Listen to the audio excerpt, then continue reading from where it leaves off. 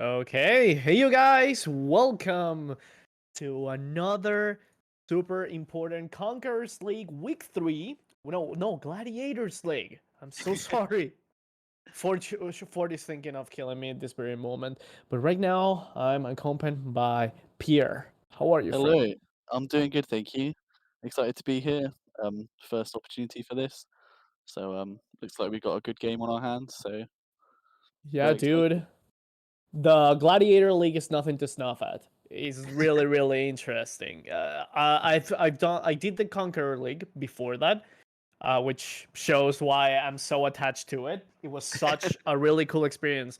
But right now, it's completely different because the Gladiator League is more bumpy.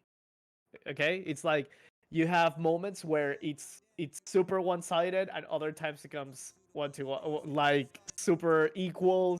Then they go even. Then one side steamrolls another. It's so much fun. You're going to love it. No, I'm definitely excited to be here. It's gonna be a good experience, and sounds like good fun. Yeah.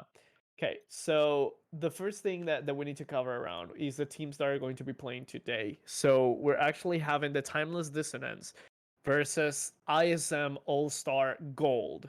Guys, if you wanted like a longer name, uh, you could start adding like different brands on it. But they put the diminutive being ISM, so we can call them that. That's good. Good. Okay, so No, I'm looking. I want you to look at the OpenGG of Timeless Dissonance because I've been having a really hard time because there are so many players on ISM.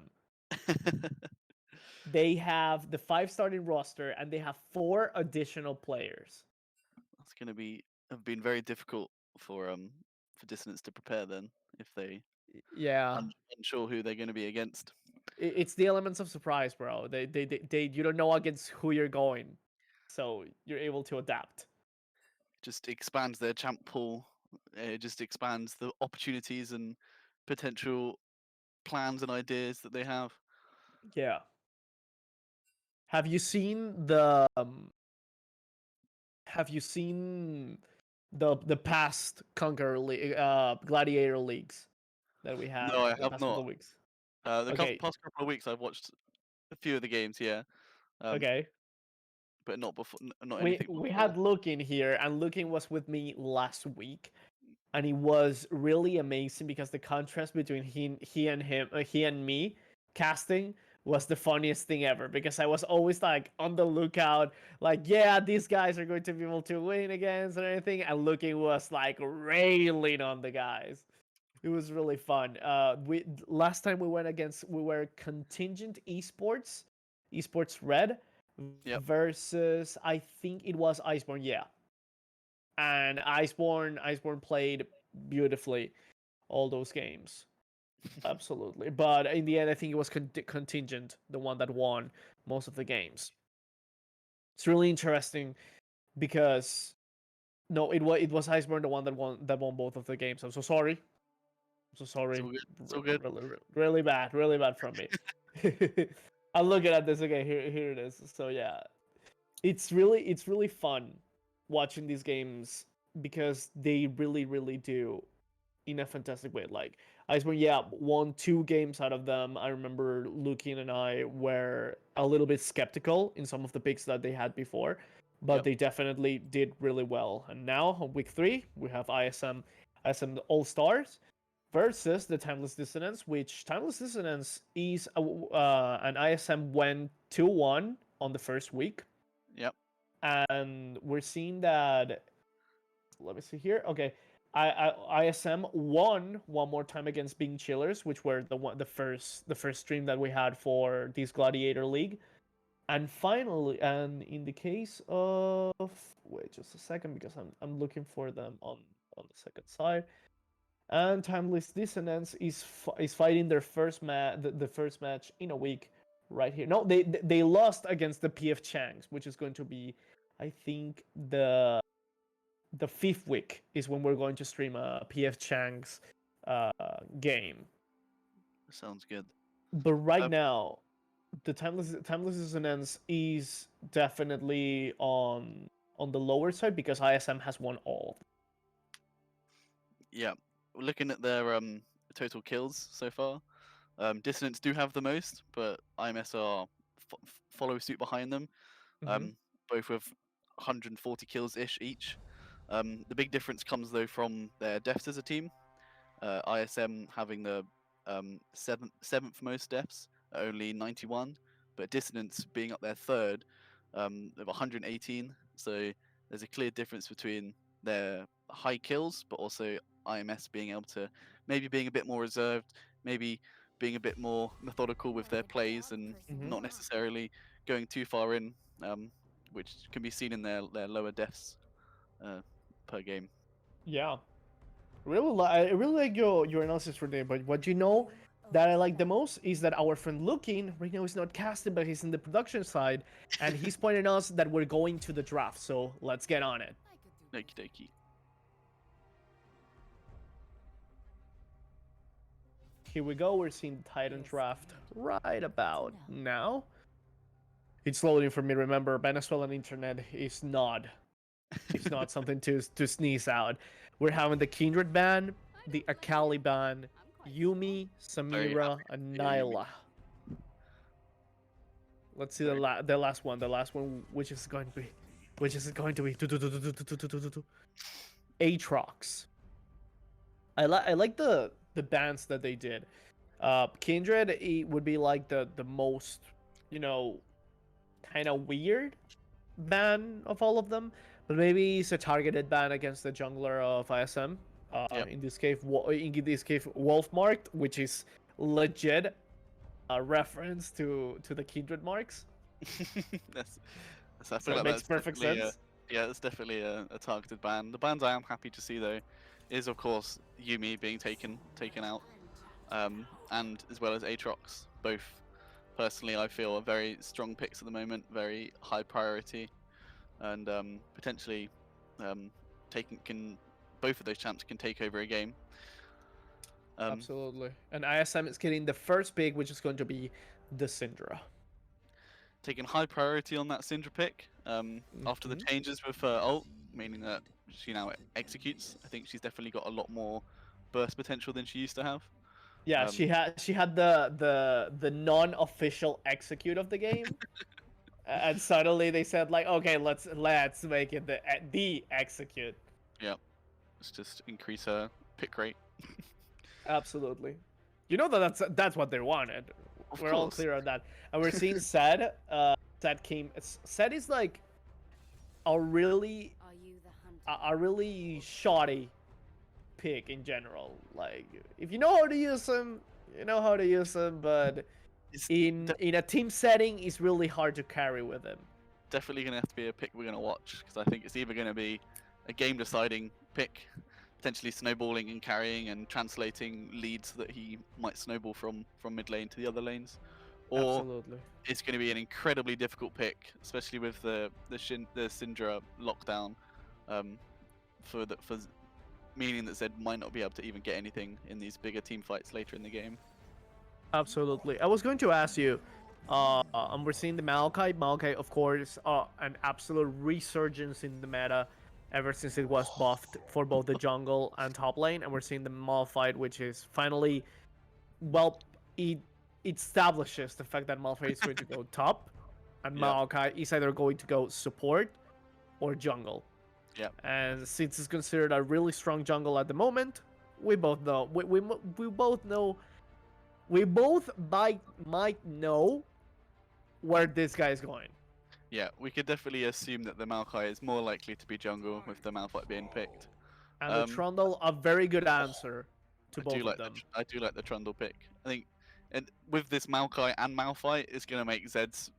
It's gonna be so much more difficult for Zed, particularly with Maokai's W being able to follow Zed when he goes back to Mhm. his R Shadow. It's definitely gonna be a difficult game for Zed. It's going to be really really interesting. So we're seeing on the other side for Timeless Dissonance, there is definitely a chance for them to Pretty well. So in the mid we have UGF8, which is actually a set main with 75% win rate Oh on the wow, ladder. So yeah, that's considerable. that's like a huge deal. We're seeing the Misfortune, which has been a really good pick to in answer towards Sivir, with Yeah, amazing team fight potential and everything. And the I Morgana ban on the side of ISM. Morgana, like I get why you would want Morgana out of the picture. So that's actually a really good ban in general. The other one that could definitely be would pose a hindrance towards the Syndra execute, stun, and everything would be a Lulu. We're seeing the Yep. Cannon ban and the Jinx ban for the final bans of this draft. Overall, really strong bans on both sides, and I definitely want to see the two ending picks. Yep, I agree with that. I think the timeless dissonance banning out two ADCs. They know that IMS are going to be picking their bot lane, so trying to thin out the champion pool and the options for I ISM. I think it's Dude, very this smart. was like a massacre for ADCs in the bot lane. Like Misfortune, Jinx, Nyla, Samira. They Yep, left out the Sivir, and they already got the Kaisa, and Sivir would make wonders with Maokai and Malphite, I like agree. straight up. And we're Yep, seeing the Ornn pick for Dissonance. Uh, they are. I like their composition so far. They have terrain, they have engage, and they have a really big chance of really snowballing. yep. I think top lane is definitely going to be a very slow and probably not very eventful lane. And I think Tell it as it is. It's not going to be interesting at all. I But think the Viego pick is definitely interesting. yep, for sure. I Dude, are think you lost? Where do you think Where do you think you're gonna go? Or is it no, Pierre? We're what's happening? experiencing the le- I'm pretty sure we're experiencing the legend. Either this is going to be a legendary match where we're going to see a Malphite mid, which no. What? Um, Okay, okay. Listen. I got it. No, I don't. I'm ready No, to I hear don't it. get it. I don't get Yeah, it. What? I think I've got it. I think I've got it. So I think we Aha. can expect to see a Syndra Maokai bot lane. I think uh, we can expect to see Malphite mid, Gnar top, and Viego jungle. Okay, so I was pulling it out of somewhere that shouldn't be pulled. Like I was absolutely joking when when I was expecting ISM to go, holy. I'm, But I'm, but now I'm liking it. I'm, in full honesty, I'm rather disappointed because they had such a good first three picks, and all they needed is a solid bot lane for them to carry into the late game. Yeah, And but what do you have open considering Dissonance's team? What ADC could work in against them? And the only one that I think could be was Ezreal, but Ezreal, Ezreal yep, is not but he's not particularly good at this very moment. Like he can be strong, but with game a couple of levels, he's not necessarily good either. I think Tristana might have been a good pick potentially, using the W to get away, make some space for herself. Um, but it's Yeah, definitely maybe. going to be interesting. It's definitely the sort of game that we expected when we saw these two teams. It's going to be a bloodbath, both of the highest kills so Hmm. far. It's definitely going to be. Not sure we're going to get a chance to breathe. Either Also that, really weird because Sensei is also a Sivir main. So it really has me scratching my head that he would pick something like Syndra on the bot lane rather than going into there. yeah, it's definitely interesting picks, but we'll I'm I still think the Zed is going to struggle now that particularly there's no ADC for the Zed to kill. I don't feel like Hmm. Zed's going to have much potential. I guess that means that Syndra is going to be his target, but Syndra has quite a lot of tools for herself when it comes to making Yeah, space a and lot of self peel. yeah. So, So, well, we ended this draft. Who do you think won the draft? oh, I think the first phase definitely I'm ISM, but with the full 5 picks, I think I'm starting to lean towards Timeless Dissonance. Okay. Only pick I'm not too sure on is the Z, but um, I think they've definitely got a clear plan. And with the Trundle, these 3 tanks of Maokai, Malphite, and Gnar are potentially going to struggle. But it all depends on if Kaiser can survive. An early Fed set might be able to pull them through, Yep, but that's a it's definitely going to be an that interesting one. yeah. Well, we're going to go off for a little bit to sync up and everything, and we'll be back. Cool.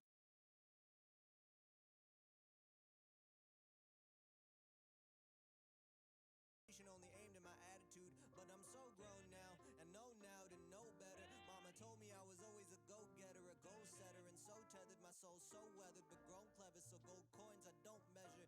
My shots fired flow so old yeller, getting credit for the lines, no phone tellers, cause I kept the shit sharp like old cheddar. Position that I'm in, I drop the ball, then I look like the goaltender. I gotta catch a ball or catch a body before they hit the floor. I'm spinning plates in an earthquake, shaking my core. I keep them stable, but question the earth around me. I open both of my eyes, it's all love that surrounds me. Like damn, how the fuck I ever get this lucky? It's frightening. Bought a jackpot lottery ticket, and on my walk there, got struck by lightning. It feels like when I write it and spit it, I bump it. It sure feels nice. I hope that it translates. Hope that you've been here before. If not, we'll take a walk by the seashore and let the warm sand keep our feet warm. If not, I got a half quarter in my bag you can keep. I'll be a cup of tea on a cold day, baby. Anything for chill dudes and the brown ladies. Thank God for those things, and those things save me. The things that indicate how my days been.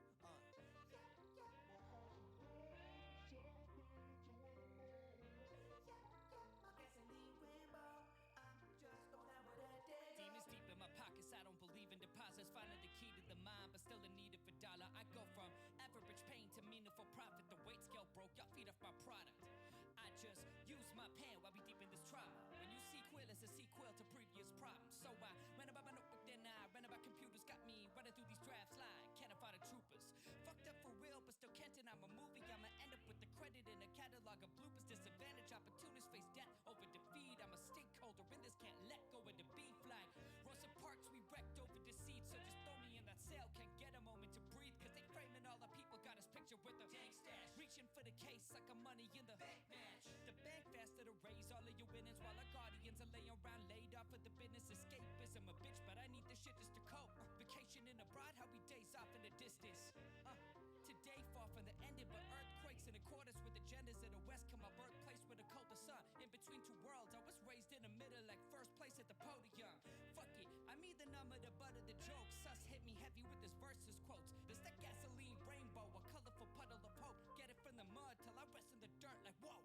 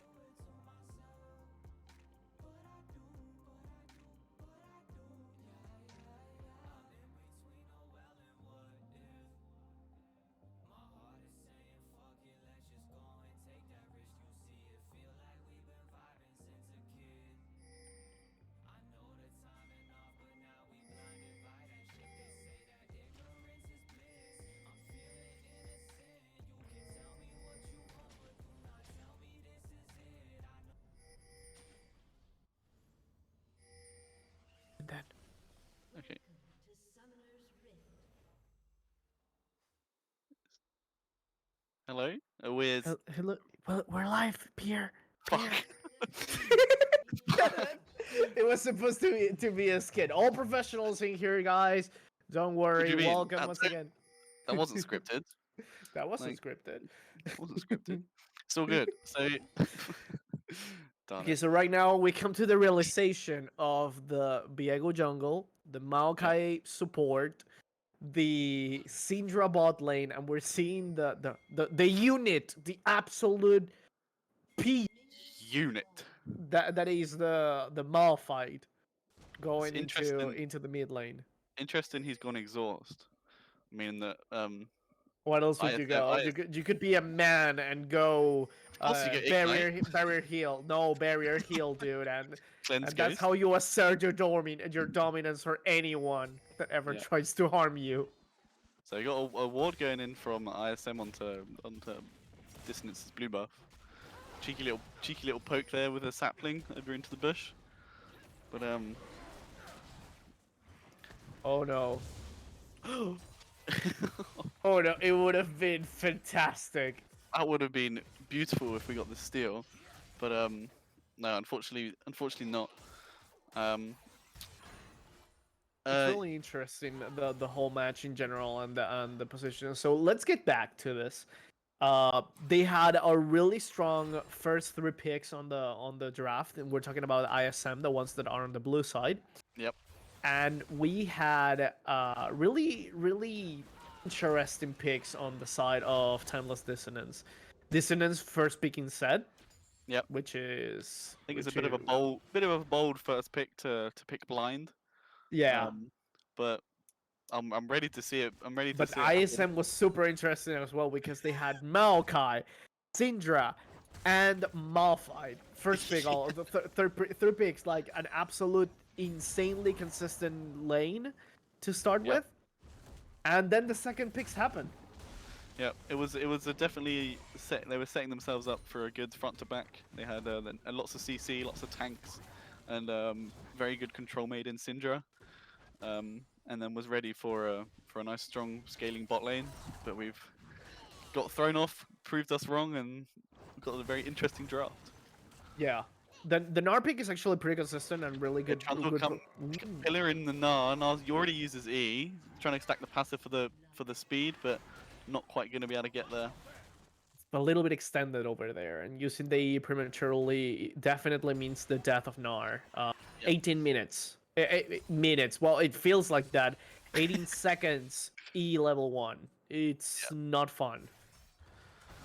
No, definitely. Trade coming in the mid lane. Malphite using his Q, stealing the speed. Conqueror stacked on the Z. Malphite tanking the wave. Ignite on Malphite. Ticked down, and Zed having to flash away, but securing the kill for himself. I thought for a moment that he had it, but he didn't even use the exhaust. So at that very moment, you were at a loss, and Yep. it could be a really expensive mistake, because we said it during the draft that an early fed set could definitely means the ends to the whole game. Yep, definitely. And yeah, no, for sure. Definitely surprising that Malphite didn't use either of their summons. Yeah. I think the main decider of that fight was tanking a lot of the minion wave. Definitely didn't help. Absolutely, but right now, Seth is in a position that doesn't have any summers. Of course, he has a Soda Flash on W that is going to definitely allow him to avoid any incoming ganks, unless he overextends. And right now, Timeless Dissonance is in a really good position, you could say. If we just take away the bot lane, right now, on both sides, they are in a fantastic way. Mid lane has already gotten some gold to them. Jungle had an assist towards them. And Ornn is starting to ramp up the farm and everything. Ornn is also a really scary champion to have advantage on them, because he is, well, really strong in general. You don't want to offend Ornn either. Yep, I agree with that. Zed with his Dirks now, meaning he's gonna serrated Dirk, sorry, gonna be doing lots of damage in the trades. But I think Malphite's still bullying him off the wave. With the Qs and the Comet, sustaining himself nicely. Mana Yeah, flow ban. that Q max. It's Yep. no joke to squishy characters. It's going to be not very fun. Um, Mhm.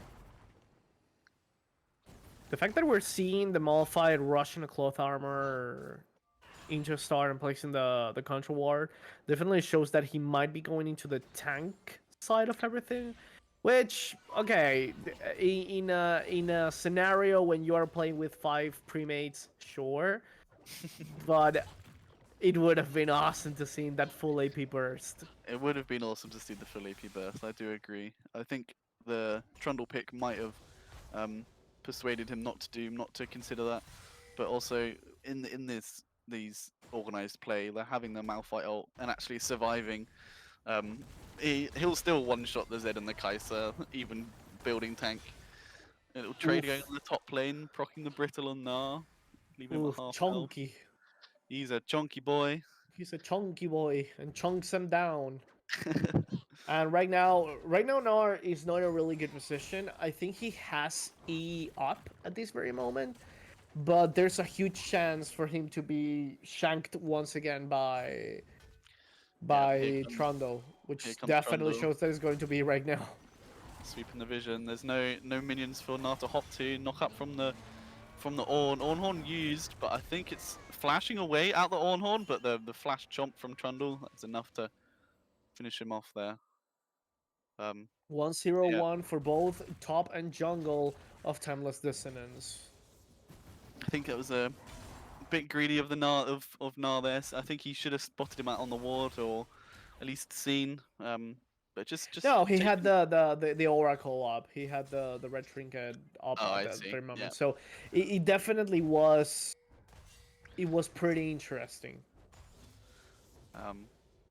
Just unfortunately, Ornn's trading is just too much damage for the Gnar. Not using the Especially range against to... Mini Nar. Yep, definitely not using his range to his full advantage, and was able to get caught by the W and the E. I think we're going to see an Nar with Sunder, which that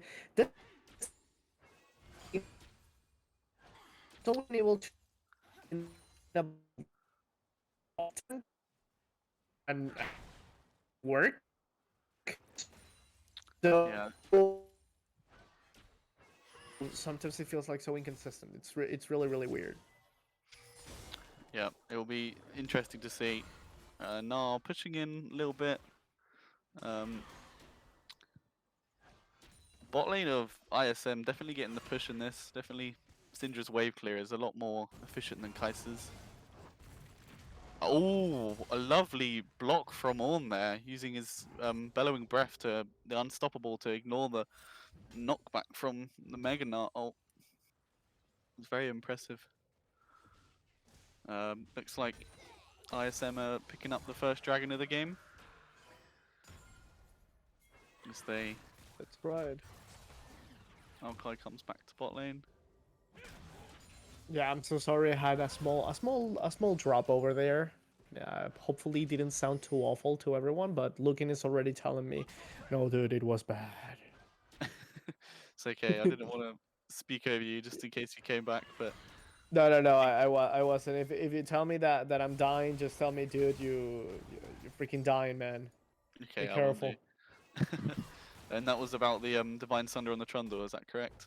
That you're talking Yeah, about? no, I was a Divine Sunder on the Gnar. Gnar is it's a pretty interesting character in general because um it's like he can make like some off tank items work, but Yep. it's kind of difficult right now. And set the early Here ninja comes talent is Trundle, on the Malphite. Malphite. Zed going back to his W. Malphite trying to bait his team towards Viego. Maybe this can be a... Not sure they realise Ornn's there as well. Ornhorn comes down, pillar onto the Malphite, flashing away from the Viego. Malphite, sorry, flashing away from the Ornn. I think going to be happy to get away there. That was definitely a close call. That's right. And right now, Set is not in a really comfortable position because right now it's the moment where Malphite really starts hurting with the Qs. And Zed ult onto Malphite, knock up from Malphite, stopping him, exhaust coming down. dodging the Q, the E, sorry. Getting very low. Zed returning back to R Shadow and ending the trade there. Both using ult. Zed still with flash, but Malphite used all his sums. Mm-hmm. We're seeing the Viego. Viego is trying its hardest to have a presence, but the Trundle has such an easy way to just passing through a lane, showing I'm here, and if you try anything funny, we'll slap you with a stick. Yeah, Trundle's definitely early game. Early game presence and not very good for ISM. Or missing the knock up here. Brittle mark down, not able to be activated though, but Meganar trying to hold them in this choke, but it's just being chunked down. The ult and the hop away is able to get away, but they do lose out on the Herald for this one. Absolutely, and definitely it's going to go for Fimbulwinter, the Malphite. Yep. It's definitely going to the tanky route. Seems that way, yeah.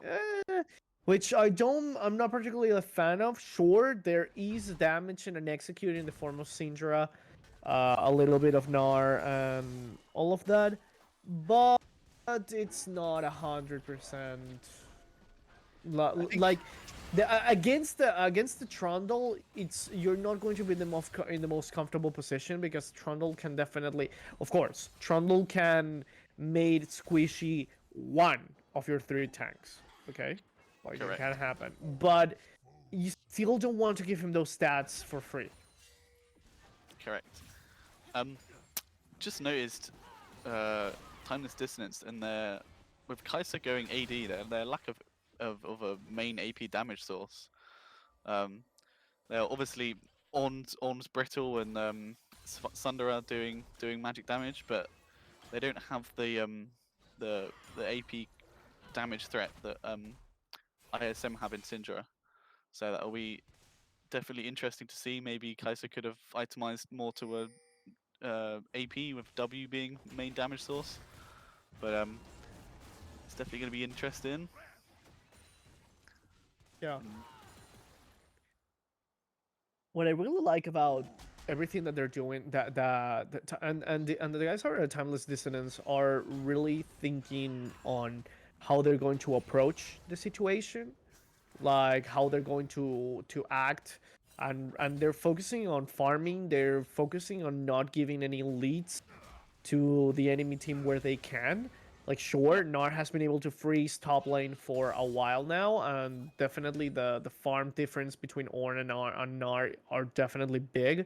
20 something minions at this very moment it's kind of harsh, but that comes with the territory. Ornn is a character that has a hard enough time sometimes. Yeah, no, definitely. But unfortunately, the minion advantage that Nanar's built up is kind of made redundant when considering the kill gold that Ornn has. And so I feel they're still fairly even in gold in that sense. But Ornn definitely being a once reaching levels 13 and getting his upgraded items for his team, definitely being a Yeah, that's when the supply. huge deal comes around, and That's when the Gnar huge one deal more comes in. time. Ornn coming out, Gnar jumping away, but Trundle pillar and slow. Flash from Gnar puts him to safety as the Trundle ult continues to tick. I think. I'm not going to go 0-3, dudes. Stop coming here. Yeah, even Trundle definitely is summoning the Herald in the top lane.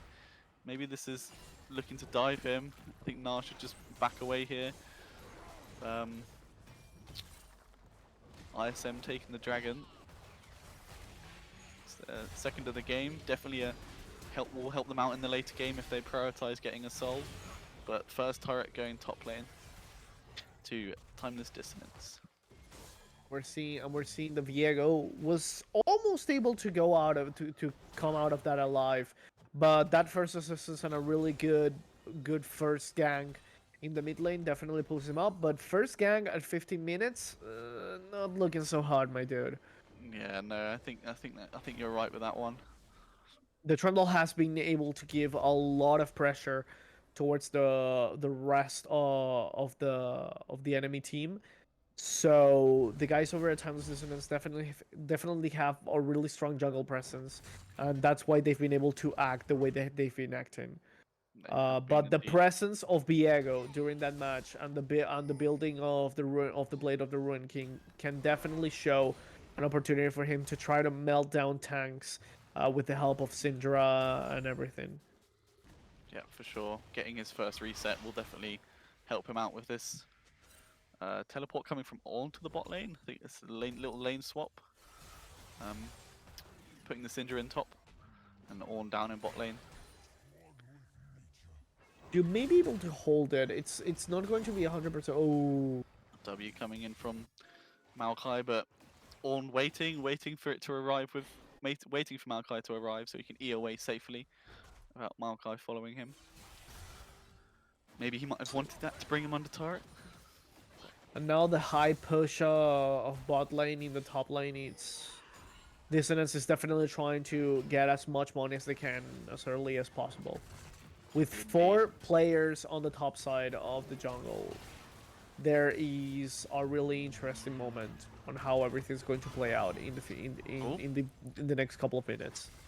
Ornn using Horn to clear the wave bot lane, preventing the dive. Zensei and Mr. Potato.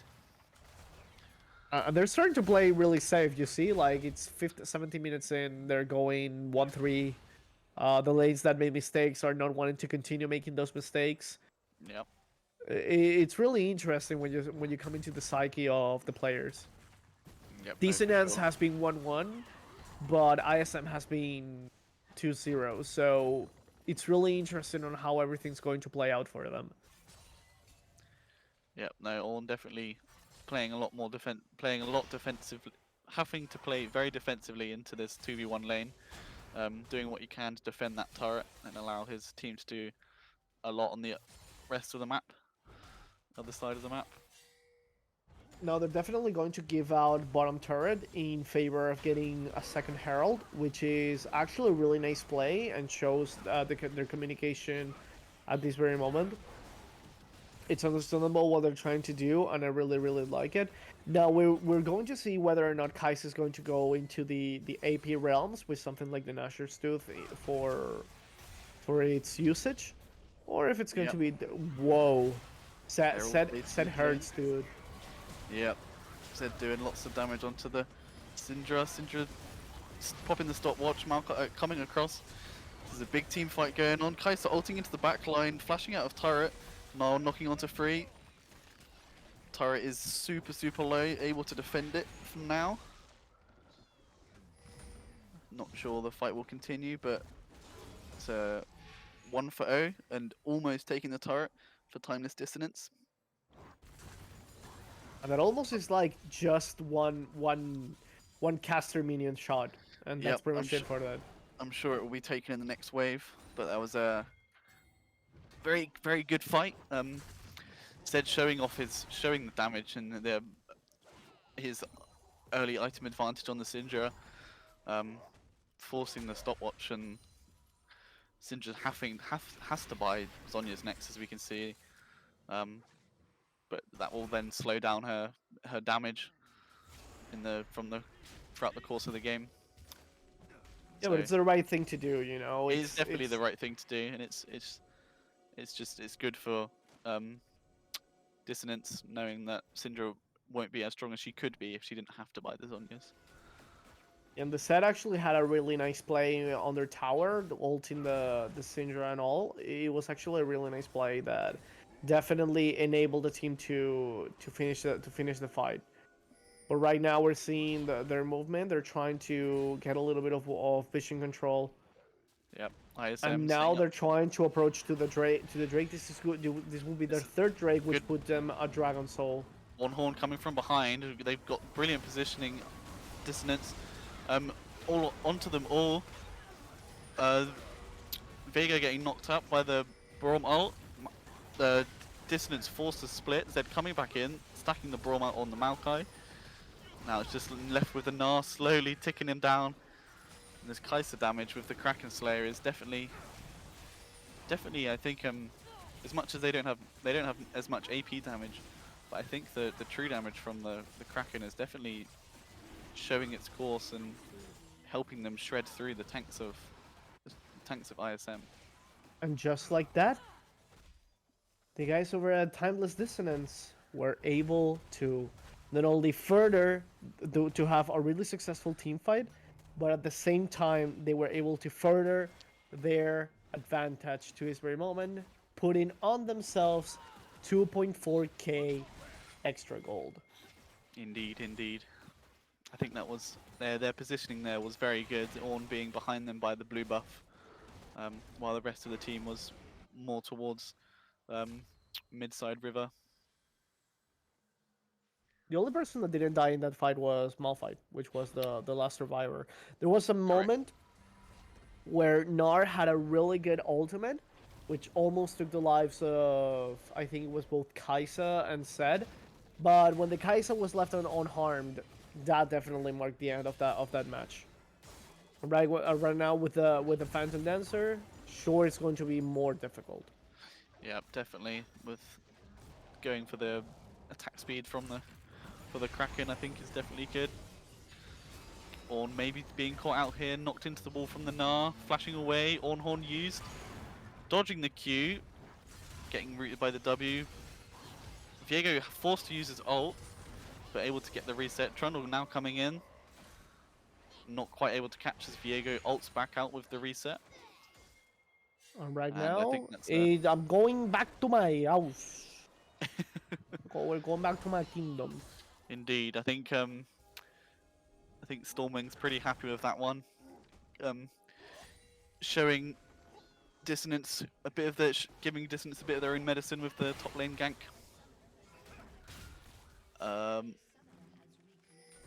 Okay, Viego's back.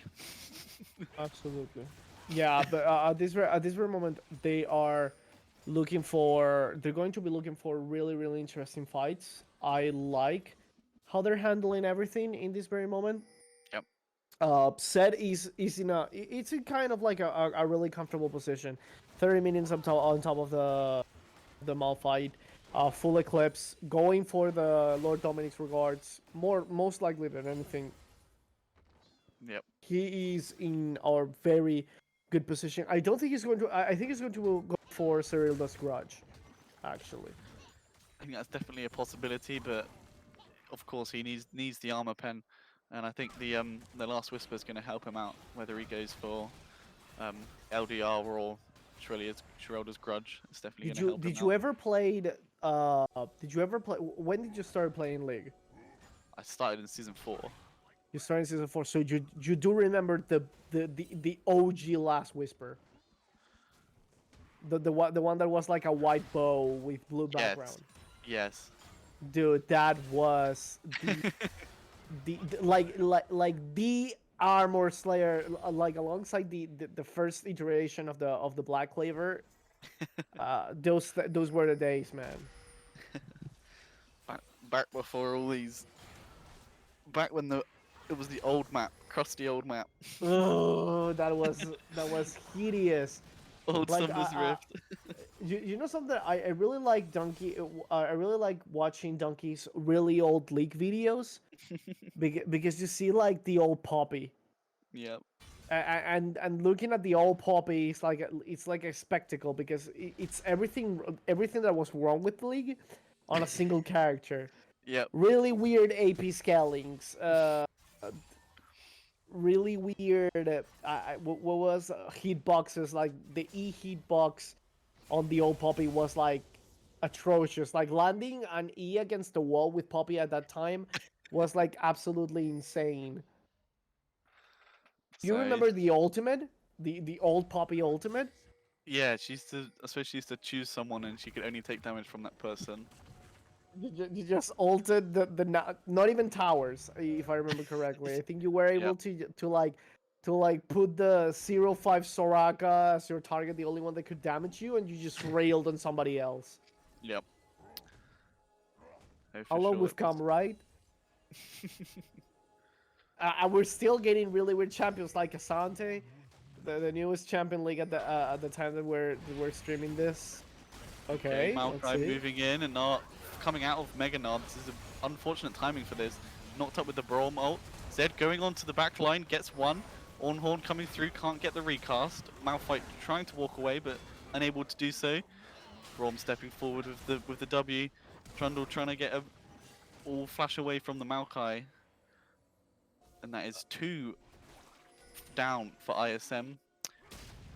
We'll Timeless have to wait Dissonance. for the end of this dragon fight, but I have really interesting stuff to talk about on how that fight was Syndra- handled Zed by. going in.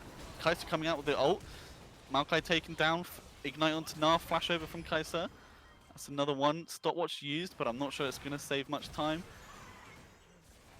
Oh, the execute almost trading, but I think that was the level up or triumph on the Kai'Sa that was able to Or keep something. her alive. Black Very close. magic. Black magic, indeed. Kai'Sa almost being traded there, but definitely Okay. another amazing fight for Timeless Dissonance. Okay, for a moment, Timeless, we're doing a really bad play because they were not protecting the Kai'Sa, and Viego almost had free reign on just going against the Kai'Sa and destroying her. But Zed came like an absolute unit of a hero and saved her for the clutches of the Evil King. Really, really well played. I have to admit that.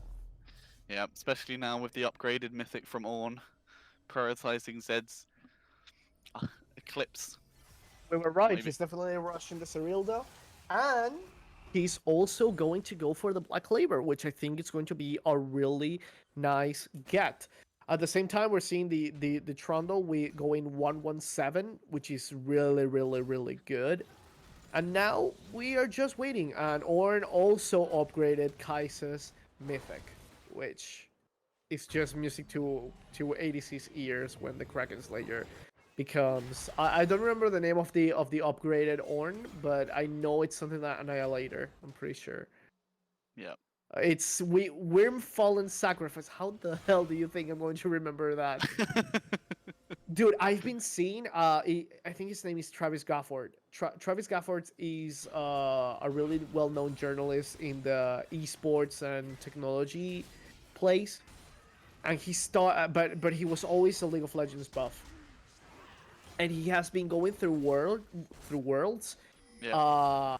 interviewing players, and giving them like questions of old items. Like the Heart of Gold, the Philosopher's Stone, Yeah. and all these newer players that are right now are pro players. They don't even know the names of the items, which is really really funny. But you see like fossils like Afromu looking Yeah. at the items, and they know all of them. Like, Yeah. dude, I used to build this. Malphite over the wall catching the Kai'Sa. That's a shutdown onto Syndra. Teleport coming in. Are they able to do much more? Trundle, Viego get caught on the back line. Ornhorn coming in. Recast onto the Syndra. Knock up. Knocked down. Died. Braum tanking the turret. Able to get out. Maybe not from the Maokai sapling. Nope. Able to. As Ornn is just slowly microwaving their team. Gnar maybe trying to catch something here, but no. Trundle and Ornn just beating the crap out of the rest of the team. Under turret. Not even bothering. But with no damage threats left on either team, they decide to walk away. Really nice catch by the guys over at Timeless Dissonance. The only problem being that these guys are way too far ahead. 8K on top of them. Yeah, Yep. not in a really comfortable position. And the guys over at the Timeless Dissonance were definitely able to make the most out of the missing Kai'Sa, because Zed got bottom lane. Yep. Really nice trade, if you ask me. No, I think that's very true, and I think it's very crucial that even with Zed being bot lane and the Kai'Sa being dead, that Timeless Dissonance was still able to get a trade. I think the Viego just went too far deep in the back line and just got himself caught up and died. 2 more items, and maybe the Viego would be able to do those kinds of things successfully. Remember, Yeah. Viego is one of those champions that Ooh. definitely annoys the crap out Kai'Sa of going out on of to the everyone. Syndra. Sonya's used stopping the Zed ult. Syndra still ticked down, cleanse from the Kai'Sa, but Kai'Sa traded for. What else are they able to do? So 2 for 1. Kaisa and Zed both jumping onto the Syndra, able to get her, but cost her a life. Right now, divide and conquer would be the best idea. Malphite already has ultimate, and grouping together may not be the best course of action. They're just going to need to wait out and see if they're going to be able to pog back down or keep the pressure in other lanes, which is really really important. But right now we're seeing the next dragon, and I'm going to ask you to remind our audience about what does the Hextech Drake has given them, because they already have 2 of them and they're looking for the 3rd one. So the Hextech Dragon grants 9 ability haste and 9 attack speed per stack. And then once they have the soul, I'll be if they have the soul, I'll then be able to tell you. But currently, it gives them the ability haste and attack speed. So I think Zed's gonna love that ability haste, meaning that he can get the W's off I more. totally remember. I totally knew all of that from the beginning. I was just asking for our audience. beautiful audience. Yeah, Yep, yeah, yeah. Of course. Yeah. It's The very only considerate of professionals you. work in this league, dudes. Exactly. That's very considerate of you to Give think them of a our loop. audience.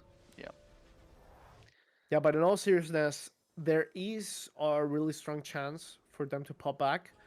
Timeless ISM really has a good opportunity if they're able to do a catch like they did against the Kaiser, without the scrappiness of having the Syndra almost die because of it.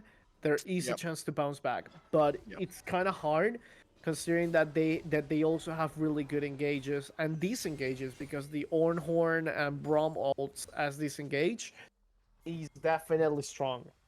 Yep. Definitely. And um, it'll be getting those shutdowns and getting the kills onto Dissonant Whisper is definitely the way that ISM get back into this game. I think before a big objective spawns, before a big fight, I think that's their best opportunity. So potentially before this, if there's a fight before this Nash spawns, that might be their best chance. Yeah, and the 19 gold towards Timeless Dissonance is something that really comes to them really well, because dude, it's so strong. Yep. And right now they are in a really comfortable position. A lot of farm being thrown towards them. Their jungle is picked clean, and they have all the resources at hand. It's like the dream position to be in. But you cannot keep doing this for longer. They need to have a little bit more pressure. They need to push the side lanes, and they need to be really careful of really main objectives. Because believe it or not, there is a chance for them to bounce back with characters like Viego, a really good Gnarled, Maybe it's a pick up the really good Trundles wobble what they need. combo. Or is it Maokai that's getting picked? Ornhorn used. Maokai ult used. Those are pretty good team fight initiators. The subjugate is still up, so there is a chance.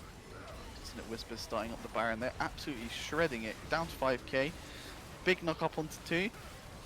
Ornn zoning out the Viego. Kaiser stuck in the pit. Gnar on top of Viego flashing away. Trundle flashing too.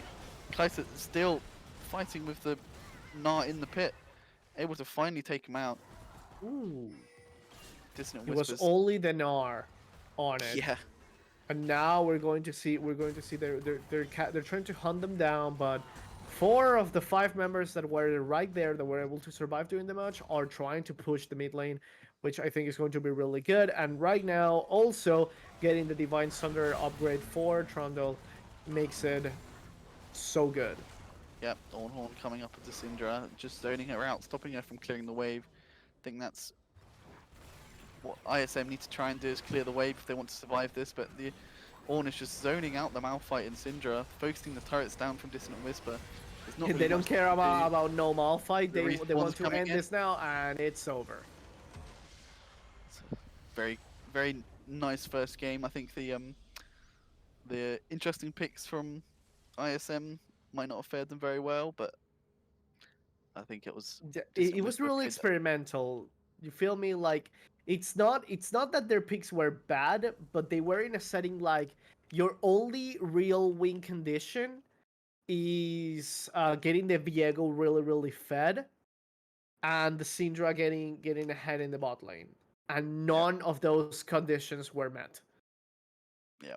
While on the other side, they had really clear conditions on the Kaisa and the Zed, and the all the other members were enablers. So you had the Brom that was able to do outstanding job covering for the Kaisa. The same applied to Trundle, which was able to make tanks squishier. And finally, the Ornn was just an initiator. He was able to catch people off guard and everything. Overall, amazing match on the side of Timeless Dissonance. Do you have something that you wanna add to what I just said? I think you got it spot on there. The Kai'Sa being a very big, heavy damage threat for um, Dissonant Whisper, and I think having the Braum where there was a very good peeling tool. The Braum passive allowed them to get lots of catches with the stuns, and yeah, I think they just played it very well. I think ISM had the idea, Nara particularly in the last fight, trying to lock down the Kai'Sa in the pit, but just didn't have any follow up from any damage threats. So Kai'Sa was just slowly able to whittle him down and beat him in the 1v1. Absolutely. So I want to add something to our conversation when they were just fumbling around the map. Lukin also wanted to chime in. He told us about the 5 Black Cleaver meta that was in season 3. You would had one pair of boots, and the rest was going to be Black Cleavers, which was definitely nightmare fuel. The same fuel that was also made for Lollipoppy, which she's still being referenced on the actual Lollipoppy's splash art and the dance. And dude, as I said before, horrifying design. But that's it for game 1. We'll go for a short break, and we will be back for game 2. See you See you guys later. then.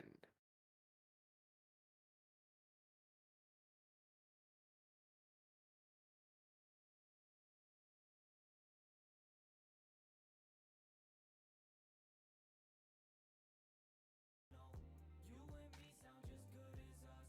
Know that you good enough. Don't think I'm not good with love. I don't know why I always do it to myself, but I do, but I do. I don't know why I always do it to myself, but I do, but I do. I don't know why I always do it to myself, but I do, but I do, but I do. I don't know why I always do it to myself, but I do, but I do, but I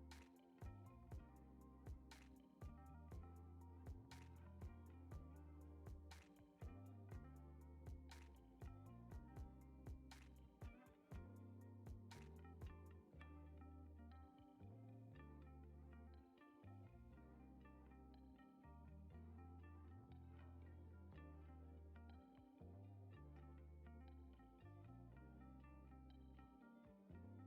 yeah.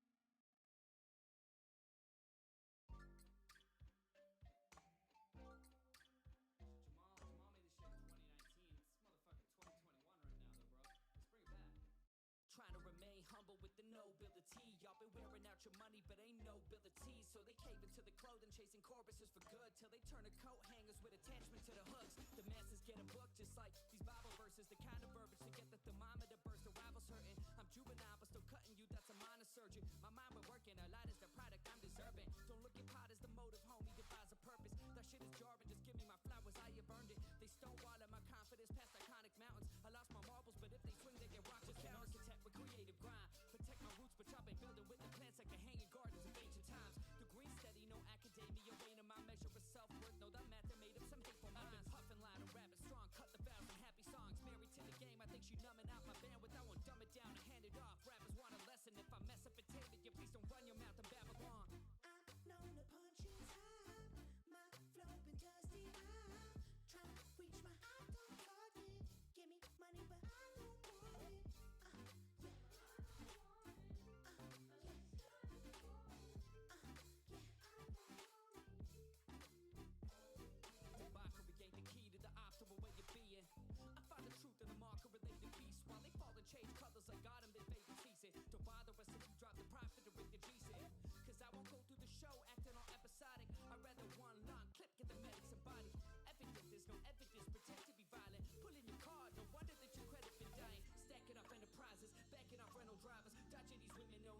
checking on men to find them. The sole solution to lost causes that fuck their life. My flow is moving, y'all static asses is fucking light. I'm back to heck at these motherfuckers like Julian.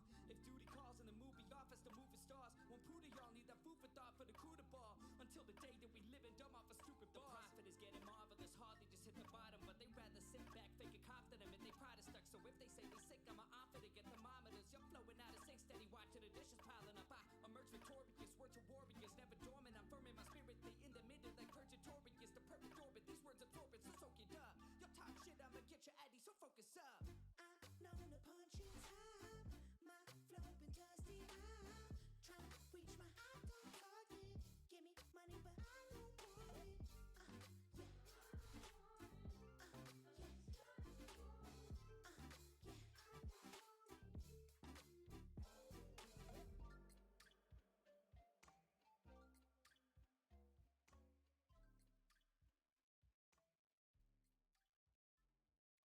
They were all cheated of some marvelous experience, which is not going to go wasted on me. I find it all so goddamn beautiful. Often find the best of my words unsuitable. I used to aim for stars, mountaintops, and platitudes. Found the expectation only aimed at my attitude. But I'm so grown now, and know now to know better. Mama told me I was always a go-getter, a goal-setter, and so tethered. My soul so weathered, but grown clever. So gold coins I don't measure.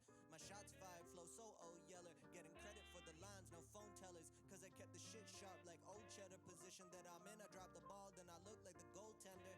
I gotta catch a ball or catch a body before they hit the floor. I'm spinning plates in an earthquake, shaking my core. I keep them stable, but question the earth around me. I open both of my eyes, it's all love that surrounds me. Like damn, how the fuck I ever get this lucky? It's frightening. Bought a jackpot lottery ticket, and on my walk there, got struck by lightning. It feels like when I write it and spit it, I bump it. It sure feels nice. I hope that it translates. Hope that you've been here before. If not, we'll take a walk by the seashore and let the warm sand keep our feet warm. If not, I got a half quarter in my bag you can keep. I'll be a cup of tea on a cold day, baby. Anything for chill dudes and the brown ladies. Thank God for those things, and those things save me. The things that indicate how my day's been.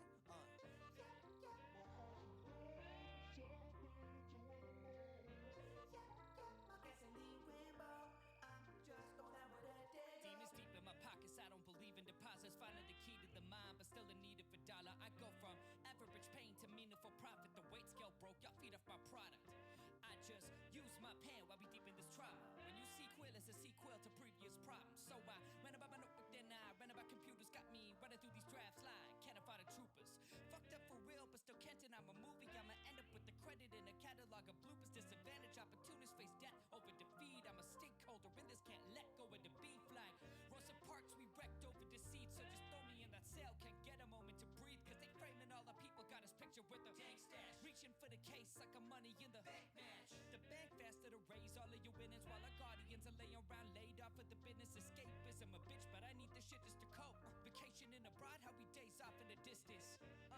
Today far from the ending, but earthquakes in accordance with agendas in the west. Come my birthplace with a colder sun. In between two worlds, I was raised in the middle like first place at the podium. Fuck it, I'm either numb or the butt of the joke. Sus hit me heavy with his verses quotes. This that gasoline rainbow, a colorful puddle of hope. Get it from the mud till I rest in the dirt like whoa. Hey Hello? yo, everyone! It is I, the guy that kind of speaks English, but sometimes not really. You couldn't tell. And Pierre, which is a natural born English speaker. And we were talking about a lot of things. We Yep. even talked about the meta of past generations of League of Legends. So that was given by our forefathers. Indeed. I And remember. now we are looking into something completely different.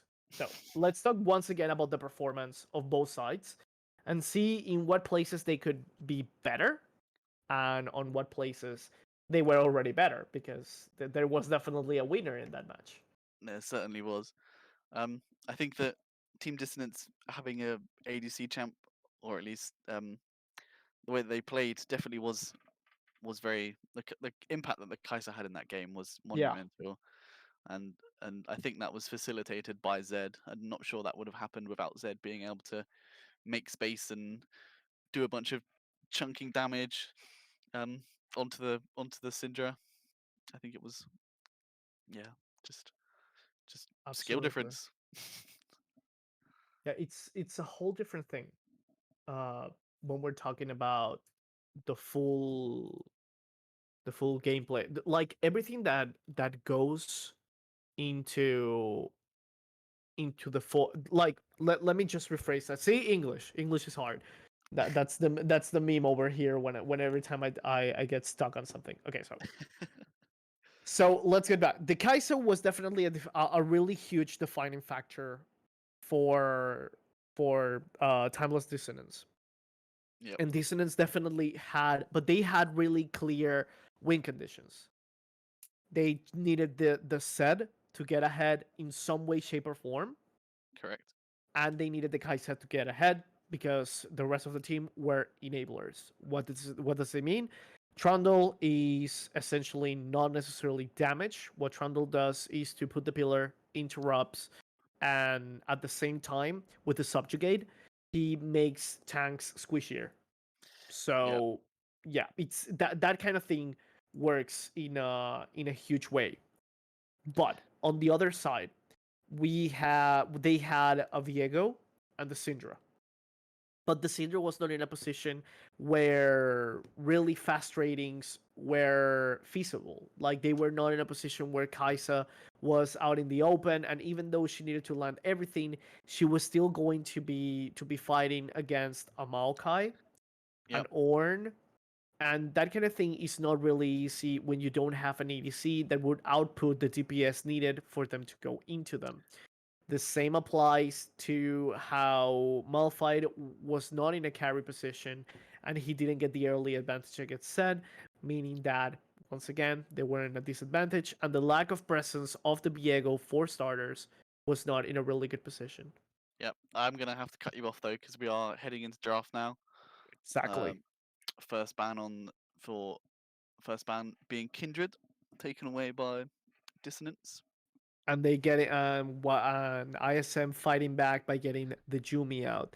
Jumi is such a dreadful champion when it comes to design and everything, and I'm glad that we're not seeing it right here. Even at pro play, they're saying, "Oh, there's a free Yumi. Don't worry, we can win against that." You're not. I agree. It'll be interesting to see if any changes are made with the picks and bans. Akali coming out followed by Samira. At the moment, doesn't really look like it. Okay, the Syndra ban. That's gonna be and the Zed ban. Okay, so we're gonna get a different draft from game one. Be interesting to see how that changes the plans that these teams had from game one. Yeah, it's really interesting because Zed was definitely prominent on the dissonance side, but right now they're getting the Aatrox.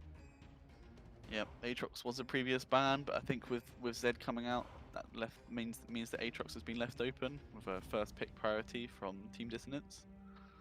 Maybe, yeah, sure. Don't give them the main, the Kindred. Absolutely, I get that, but it's kind of like weird.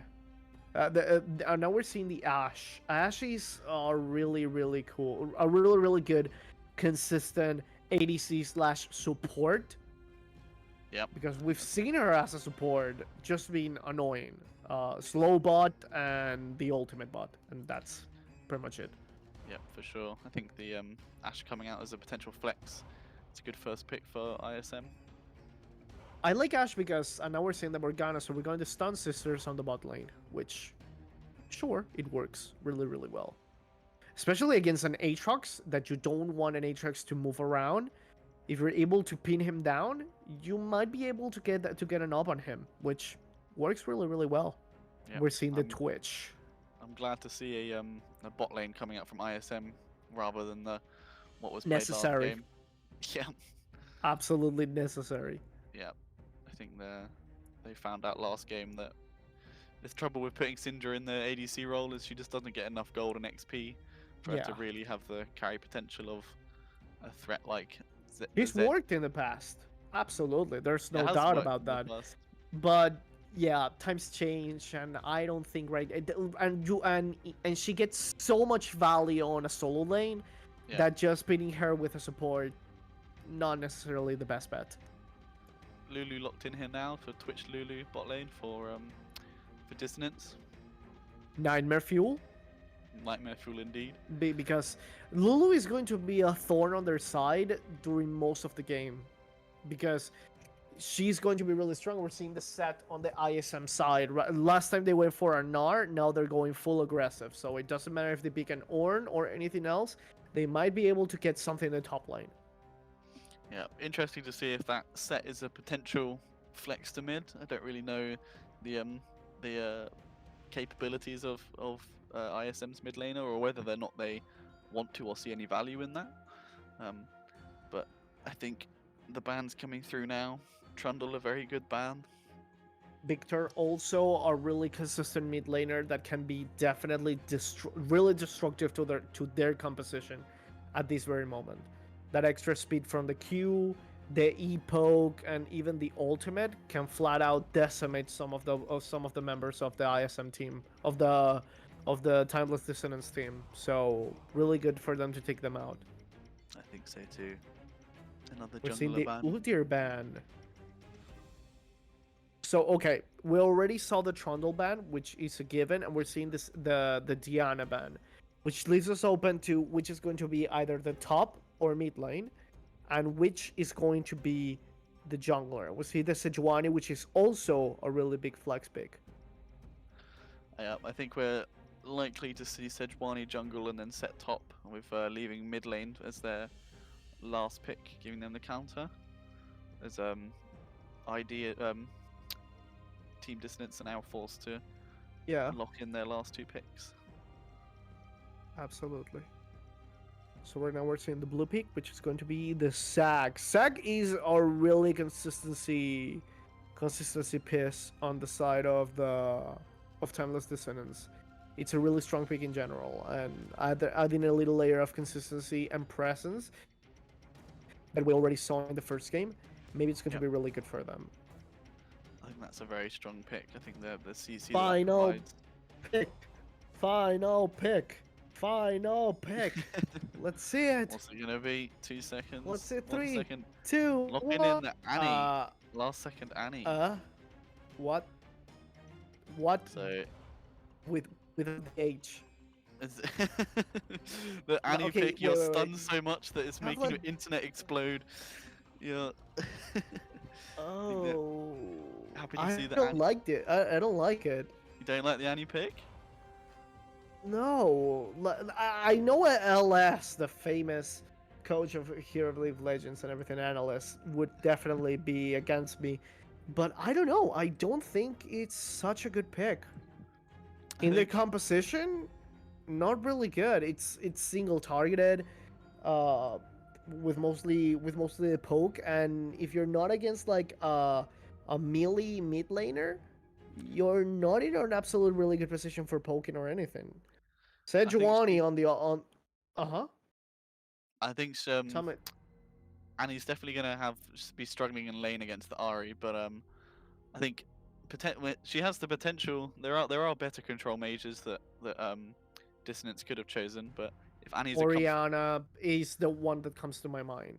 Yep, Oriana definitely I think would have been a good one.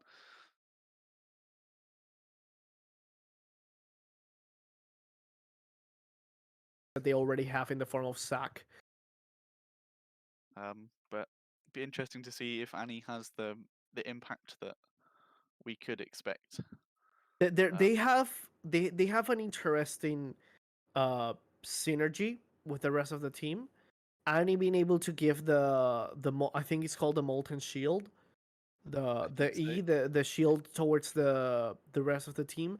There is a chance for her to essentially support their teammates and being able to do a lot of additional damage, because movement speed buffs are huge right now in League of Legends. Shureyas, all kinds of things work really, really well. Will definitely help Twitch out, potentially facilitating him when he's invisible coming into lane. You just have to Ari will have to keep an eye out for the stacks gained from Annie when she uses her E. And I think there's definitely a game plan here with Dissonance. Get to late game, get the rat fed, and then Annie with a big form 5-man stun with Tibbers I think that's definitely what they're If all the looking for. planets align, that is, because Yep. it sounded like some fairy tale stuff right over there. But okay, let's ask you the same question that we asked before. Who do you think won the draft? I think I'm gonna have to go with ISM in this one. They've got very good engage and good tank. Bruiser from set. They've got a bot lane that facilitates themselves.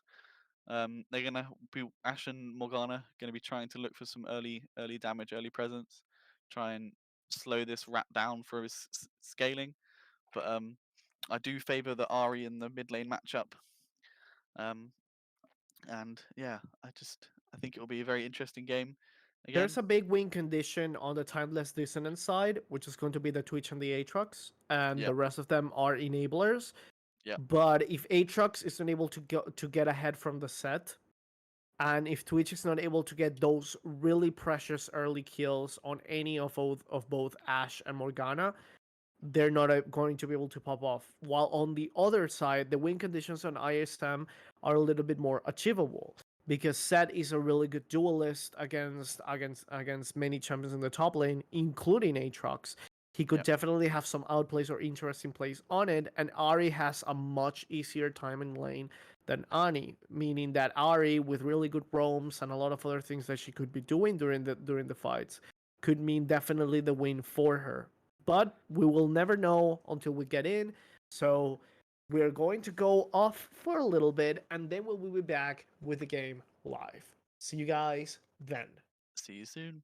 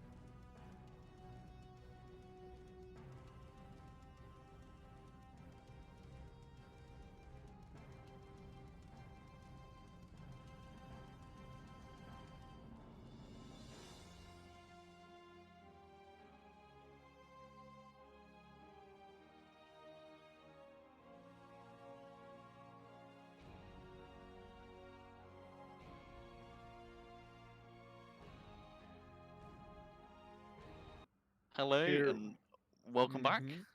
Starting Mm-hmm. off game 2. It's gonna be good fun. Yeah, dude. Okay, so let's go back. Tell me, who do you think has the better draft in this game? Who do I think has the better draft? Ooh, it's difficult to think because I love the Aatrox pick, but I'm not a fan of the Annie pick. So I think as a whole, I think Dissonance. Oh, is there a potential of a pick here? Ward spotted out, cleared. Yeah, let's see. Who got the XP there? Who got the ward? Okay, Morgana got the ward, so maybe that's a potential early level 2 for some interesting to see if bot lane can capitalize off of that. Um, Lots of wards being spotted. And, yeah, I think it's important to highlight Twitch has got cleanse, and I think it's Ash with the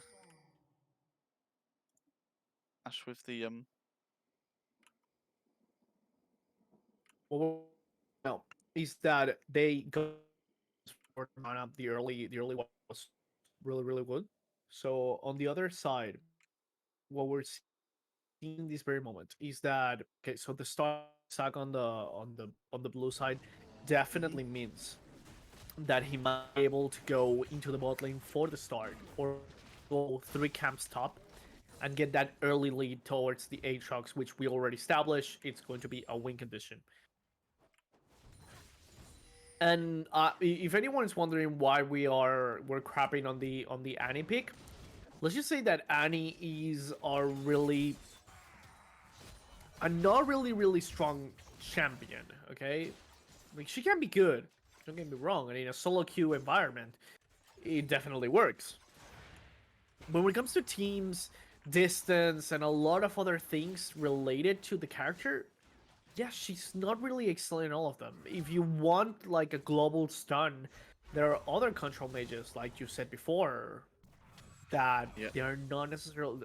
Pierre said before that there are other control mages. You had Oriana, you had Vex, you have especially Vex could have been fantastic to add towards the really hard engaging.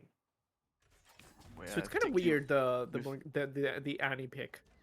yeah, with the dashes from the Ari and the Sejuani, like Vex, I felt would have been very good. Um, it might have been a case of not knowing what to pick, as they were left. They did leave it till the last second. Um, Absolutely. but hopefully they can use and capitalize it as much as they can.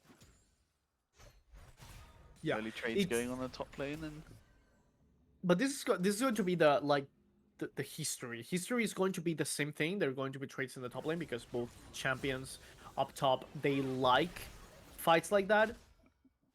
And oof. Okay, let's see. Okay, no. W coming out, just poking each other down. Set with the passive, he, health regen means that he can take those trades, and I hate that passive so much. oh, it just means that he can take a trade, and even if you think it's even, give him a 10 seconds or so, and he'll be tip top back up and Yeah. ready to Why? go. Because Seth doesn't like losing fights. No, binding onto Lulu. Not much else can be made of that. I think it's just lots of scrapping in the top lane and bottom lane. Ari forced to recall and TP back to lane. Where do you Absolutely. where do you think first blood's gonna come from? I had Still- said so much that I'm pretty sure it's going to come from top lane on whatever case, like either Set's dying or it's killing someone. That's what Yeah, I believe that is going to happen. I think that's fair. I think there's a chance for Sejuani's hovering around. Oh no, she's just taking the scuttle. Maybe now moving towards top lane. See if the ward spots her out. See if Aatrox respects this and backs away. Yeah, Well, timeless desolate, the dissonance has been really like they have played, at least the top laner has played in a really safe position during most of the first game as Ornn, and now as Aatrox, maybe we're going to see him do kind of the same. Like Yeah. there's no rush. He can get there when he gets there. And but right now we're seeing a little bit of proactiveness. Here comes Zach eating over the wall, set using his W, being knocked up from the Q. Just walking away under the turret. Not much able to continue after that. But Look at that health bar. Look at it. Look how Yep. he's healing back to freaking half health after getting engaged on. yeah, Absolutely disgusting. see what's going on mid lane. Mid lane stun coming out onto Ari. Not much coming out more of that. Lots of trades coming in the bot lane. Morgana sat in the bush waiting. Mr. Potate looking for the binding. Not quite able to land. And Sensei just farming on. 43 minions, already ahead in farm against the Ashe, against the Twitch. It's really like okay. So He okay, we're coming seeing in. a small a skirmish in the top lane. Set has the ult, but not able to use anything. Binding coming onto Lulu. Lulu's out of turret range. W coming down for the slow burn of damage, but again, lots of small short trades, but nothing. No one able to finish anything. Absolutely. So at this very moment, we have to look into the whole picture, and Yeah. right now there's a huge risk for ISM. Here comes the Black Shield being used. Root landing onto Zac. Polymorph onto the Ashe. Does she have Flash? No. She's used the Ghost though. Flash coming forward, able to get away. Toxic coming down. Tick tick tick. Sejuani Flash eating forward, getting one. Can they get the Twitch as well? Yep, they can. Morgana chasing down the Zac. Can we proc the And passive? we get 3. Flash used, but the Root coming down. Then the stun. Popping the blobs. Do they give the kill over to the Ashe? Looks like they're going to. Oh, the W from Morgana was able to finish off the blob. That's going to be rather tilting for Ashe, but I think she'll be fairly happy that she was able Not to necessarily. survive. Remember something that we talked about during our draft. Ashe is another enabler, That's very true. and yes, maybe not getting a lot of gold on her could be kind of detrimental towards the full performance, but there's a silver lining towards it. There's also a lot of gold into the Morgana, and they work in unison. So there's a chance that even though they didn't really get a lot of money out of the full trade, having all of the enablers having money on them and the other ones going net neutral pretty much guarantees that the carries are going to get at some point or another their advantage in some way, shape, or form. Yep, I think so. I think that kill has enabled the Morgana to go back and buy Lost Chapter, and that's going to be a lot of damage and sustain for the bot lane. I think it's Lost Chapter and Moonquiver versus Vampiric Scepter and Ionian Boots. It's definitely a item advantage in the terms of ISM. Yeah. Sejuani And something waiting in the bush. something that is really important, and we're waiting for the Sejuani to actually engage while we're saying all of this. Something that is really important is that fight, the mistake Here comes was Sejuani on. flash use from Okay. Aatrox. World Ender used as well. Not quite able to connect with Sejuani ult. Very close. Very Yeah, it, close it there. means the flash of Aatrox and the flash of Set. And going back to what happened in bot lane, that extension of the Twitch going the extra mile, like flashing forwards and everything, that was the big mistake, because if he had the flash before, he would have been able to kite out the Sejuani. Aatrox coming in now. Sorry to interrupt you again. This is just so many fights. Zach getting the double knock up into the double root, into the second Q from Aatrox. That was beautiful from Team Dissonance. And he's showing the power of the pick with the double root with Tibbers. What perfect synergy with the Zac as well. That was a beautiful fight for the Herald. Yeah, but you know what? What's not really fun? What's that? The fact that you will have to wait 5 minutes for that play again That because is she flushed forward. that is a shame indeed. Um, but I think that was definitely a very ad I can't even speak Advantageous. English. That's the one. It's a very good fight for Team Dissonance. Definitely helped them pull back the bot lane misplay, cleansing the Ashe ult from the Twitch, using the spray and play. Haymaker pulling Aatrox under the tower, taking a couple of turret shots. Is Set able to keep this up? No. 1Q. W coming from Set. Aatrox walking away from that trade. Zac sitting in the bush.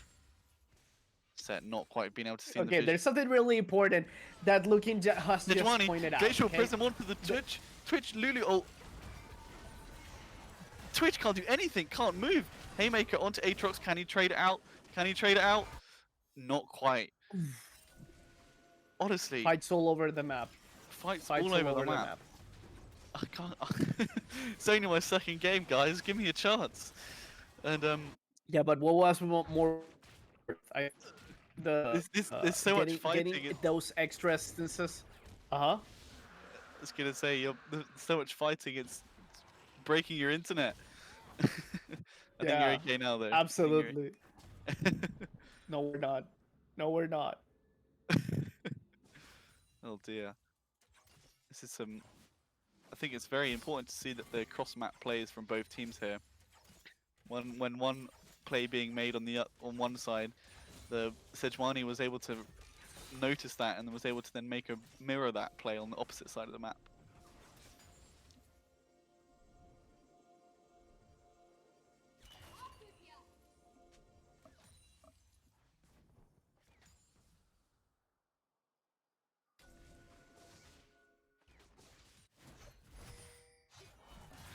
Here we see Aatrox and Set having another I'm scrap. back from the dead. Hopefully. It's all good. Hopefully. Okay, so what I was Ashe saying is that route onto Twitch. so I'm many sorry, fights. they're always fighting. Polymorph onto Ashe. Maybe has that bot enough time. Ignite onto Twitch, ticking down. Morgana flashing forward. The ult from the Lulu. Zac missing the first ult from the knockup. Black Shield knocking Morgana up finally. Push forward onto the Ahri. Ahri being able to get the reset from the Lulu. Charm landing onto Annie. Can the Ahri get away? I believe so. Annie not quite having stun up yet. My goodness. My goodness. 2 for 1 in favor of Team Dissonance. Able to use the Herald as well, pick up some plates and funnel some more gold onto that rat. Nope, not Twitch not being able to get the gold from the Herald.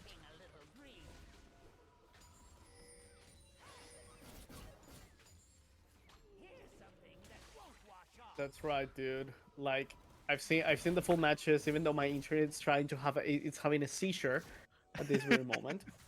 I absolutely I understand exactly everything. So first of all, I want to bring back something that said looking the non-English speaker correcting the English man.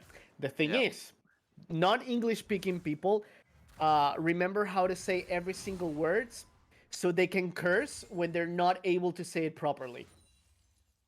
That's the thing. It's not because we know a lot. It's because we know that we missaid it. Honestly, So that's pretty much it. It's just very impressed and respect anyone that's gone out their way to learn another language or can fluently speak another language.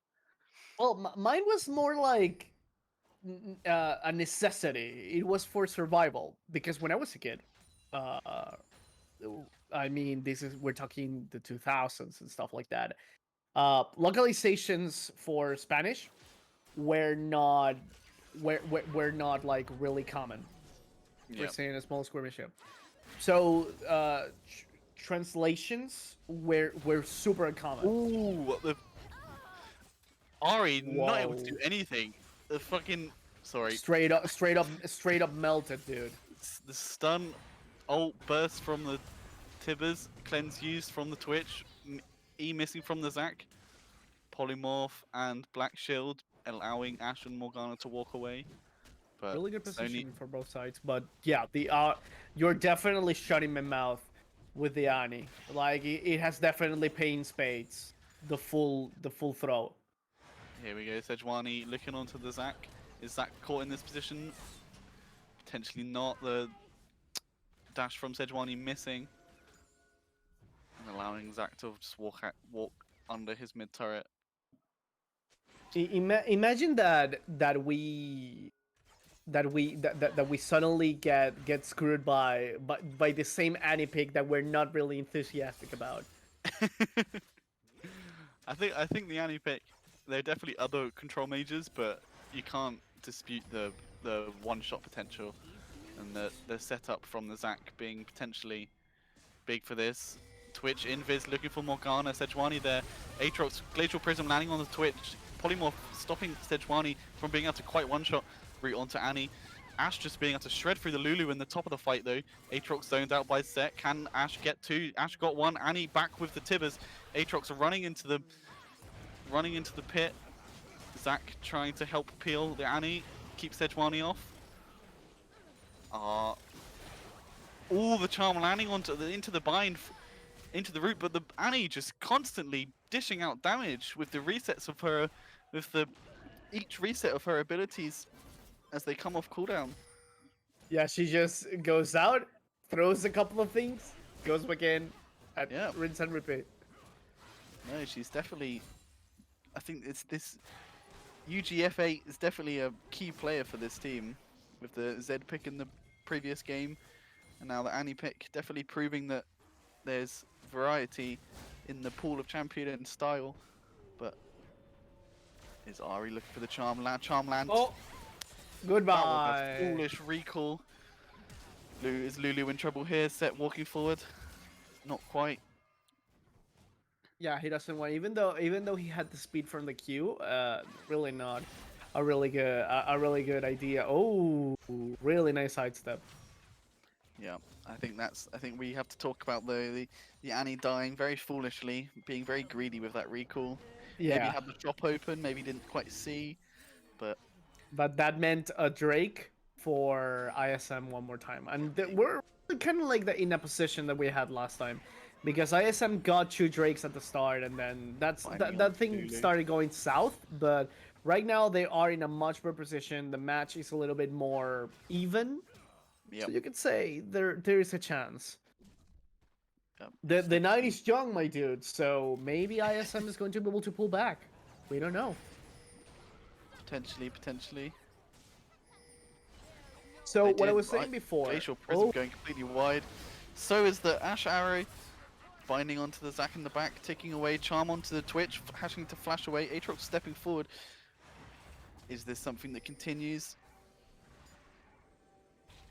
these guys are picking really weird fights sometimes. Like there's a moment where nothing's happening, and suddenly everyone's throwing ultimates. Zac's being caught walking the wrong way. Charm into bind.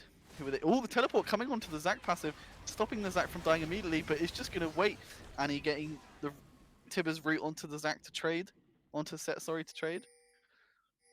This long extended fight though is for the Herald, but it's ISM though that have their jungler still alive, and Ash has just been able to push mid for free, allowing her to get the turret. They're Transferring some waiting. more They're waiting for the Twitch. They know that he's going to be okay. No. They don't want that. They don't want that. They're in a really safe position. Let's do the Rift Herald. Okay, so I was saying before. Okay, no. They're going to look for fight in this. One more time. It's there. This Herald has clearly got priority. Both of these teams wanting it. Oh no. Aatrox being caught out there, binding into Charm, into not being able to move. Ari did pop the ult though with the reset. Not sure she's able to find anything else, but just ISM Huge playing back and around. forth. Playing around their pick potential with the Morgana and Ari definitely has allowed them to pick up a few kills and slow down the potential snowballing that was coming through from the Annie. Right now we have to Annie looking comment for the the fact root. that Annie has definitely become part of the win condition for them going For 6-1. sure. I think Annie is what's going to be carrying them through the mid game, enabling the Twitch. Um, Definitely. But we have to point out that flash from Mr. Potate. That was a beautiful flash out of the stun tibbers. I think that would have definitely cost him his life if he messed that up. So able to, And he's doing really, really good flanks. Not gonna Yeah. lie about that. that is But for right sure now, they need to be very careful. And the Aatrox not being able to get a lot of resources definitely hurts it in the long run. Going 1-2-3 is not necessarily awful, you could say, but for the pick that he's having, he should definitely have something a little bit. He should be a little bit more ahead. true. Yeah, I think the Aatrox and set ahead in CS and farms. Looking for the Ari Maybe now. that's about to change. Zac jumping over all the ult away from the Ari. Zac not quite able to chase, proccing the second Q onto the ward, but that's just not enough. Ari's able to get away. As we see Herald being spawned in the mid lane. They know Sack is ISM. pretty close. Oh, Zac caught by the binding. Is this another pick potentially? No, I think Zac's just able to walk out. Aatrox looking for a flank. Annie going in with the movement speed. Black shield used on the Morgana, but World Ender propped on the Aatrox. Flash away from Sejuani. Flashing forward onto the Ash. Ash half health. Glacial Prism onto the Aatrox, but the Tibbers just completely destroys. Haymaker being not Haymaker. Wrong ability. Charm. Oh yeah, missing, yeah. going It's wide. the haymaker. It's the haymaker. The W. It's the haymaker. Oh, is it? Yeah. It is. Oh, okay. Oh, yeah. Oh, yeah, you're right. Sorry. I was right. Didn't have to doubt myself. Yeah. You believe in yourself, dude. You can do it. Thank you. I hope I've not been... No, it's all good. So going back to the over 10 minutes ago where we were having a conversation about video game localization. I'm not sure we're going to get a chance to. Hold as- that thought because they seem to be wanted to fight again. They're raring to go, dude. It- Like these guys are not missing a bit. There's a reason these two teams have the highest kills so far. Yeah. They're looking for Potentially fighting. looking- Like I'm pretty sure. Okay. I'm gonna call it out. Right now it's going to be, Morgana Q into Ash ult, and there's going to be a huge follow up with Ari. Charm onto the Aatrox. Able to get away. Binding misses. Sherelda's used Aatrox stepping forward. And he is just waiting with the stun, looking for something big. Stopwatch proc from Morgana. Glacial Prism into Asho. Honestly, that's an amazing pick. Annie down. Is what can the rest do? Haymaker used on the rest. It's down to the bot lane of Team Dissonance, but they just can't do anything. The flash forward resets on the Ari ult, and that is a amazing pick. Found Charm lands onto Lulu, and there's just nothing that they can do. An ace for ISM. A brilliant pick from the Ash ult and the Glacial Prism there. Onto the Annie. Not much more can be said. Even though they were really they were able to catch Annie so off guard, she was able to ult into both the Set and the Sejuani, but at that very moment she's not in a realm where she's going to be able to one shot two really bulky characters at that moment. And that's straight up, and that was the fight. They lost their win condition because even though we said that Twitch and Aatrox were going to be win conditions, they were not able to pull their weight during these matches. And the only one that are pulling their weight are the Zac and the Annie, sadly. Yeah, I think that's right. I think we also need to highlight Ghost Nations on this RE pick. Really struggled early in the matchup against Annie, but has definitely proved himself with that flank, getting the first kill onto the Aatrox, which really opened up Timeless Dissonance, allowing them to get the Glacial Prism onto the Annie. I think Ari is doing lots of work now, looking for the Annie. Ward spots them out. Walking away. Absolutely. There's some really weird things going on during certain fights, and even though ISM didn't look so hot at the start, they definitely pulled their weight during the whole match. From right now with a Morgana, with with at least over 60% of kill participation, they're looking really, really good. Yeah, this Morgana is doing lots of work in these team fights, enabling picks, enabling black shields to help keep the CC off the carries. Morgana was Really, banned on the first game, by the way. that's interesting. Maybe that's Hmm. definitely a comfort pick, and maybe they're paying the price for leaving it open. It's Aatrox and Set trading in the top lane.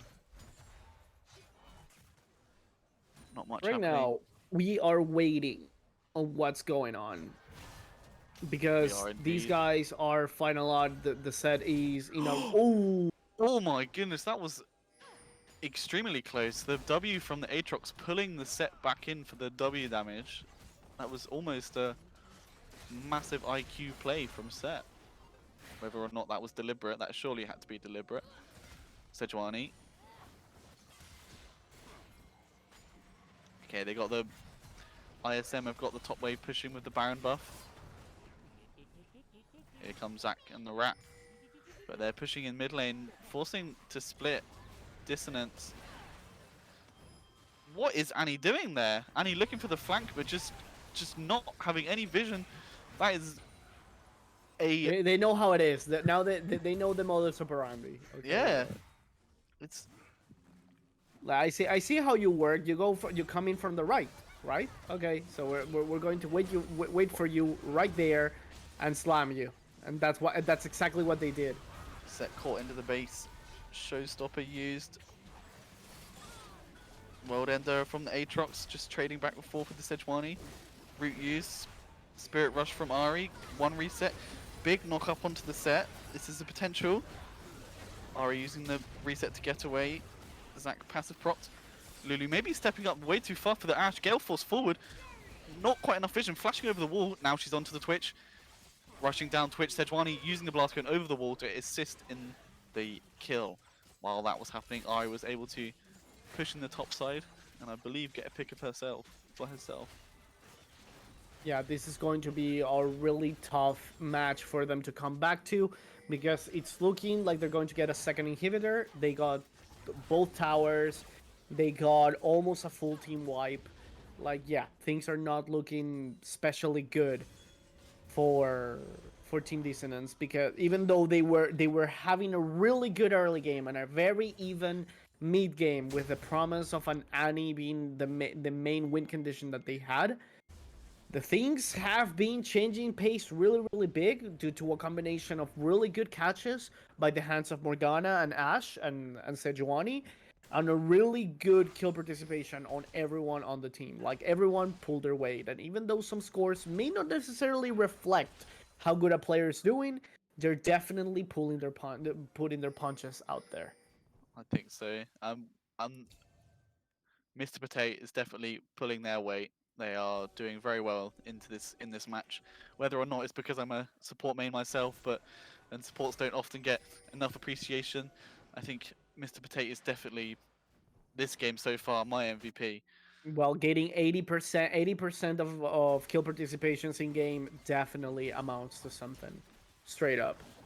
Okay, this is Infernal Soul. Like Team Dissonance aren't able to challenge that at all. This is going to Yeah. be an incredible damage increase for the four Ghost Nations and Sensei.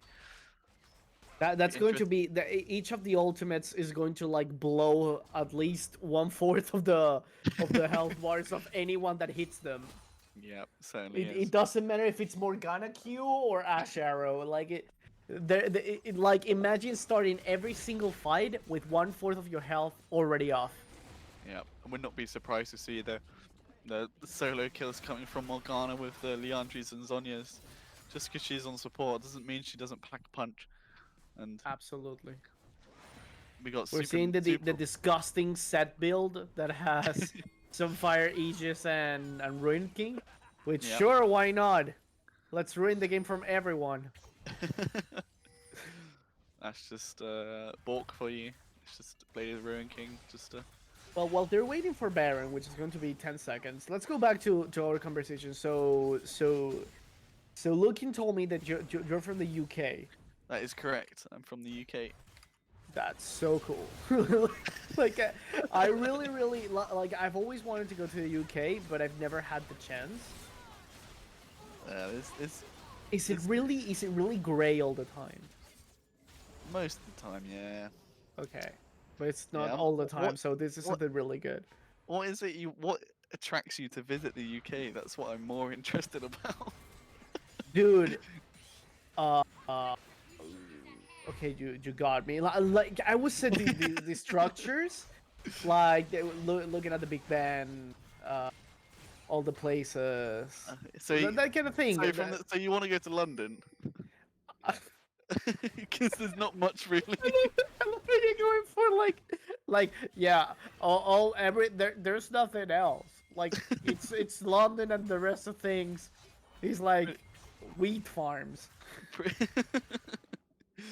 Pretty much. You got Well, I remember like a long time ago there were chances like there were like exchange programs here in Yep. where I'm living, and, Yep. and you will go to places like Brighton, Yep.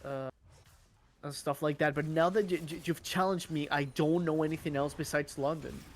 Like I feel so misinformed. And there we go, a really the good flash. Flash Tibbers route onto the Ash, able to get away though. Zach flashing forward, not able to connect anything else. Ari forced to use the Sonya's on the side though. Twitch forcing Spirit Rush away. Sejuani forcing Lulu's flash. This is a very scrappy fight. They need to regroup, but Twitch is being baited away by Ari. Maybe they're able to get a catch here. Sejuani looking, but this excursion out of their base is going to cost them potentially a Nexus turret. Nope. Oh Zach no, it is doesn't able seem to- so. The thing is that there was really good reaction on the Set on the teleport. hand of Morgana. Ari teleport. They're looking But- to end it here by the looks of it. One of the turrets going low, it's gone. Black shield onto Sejuani.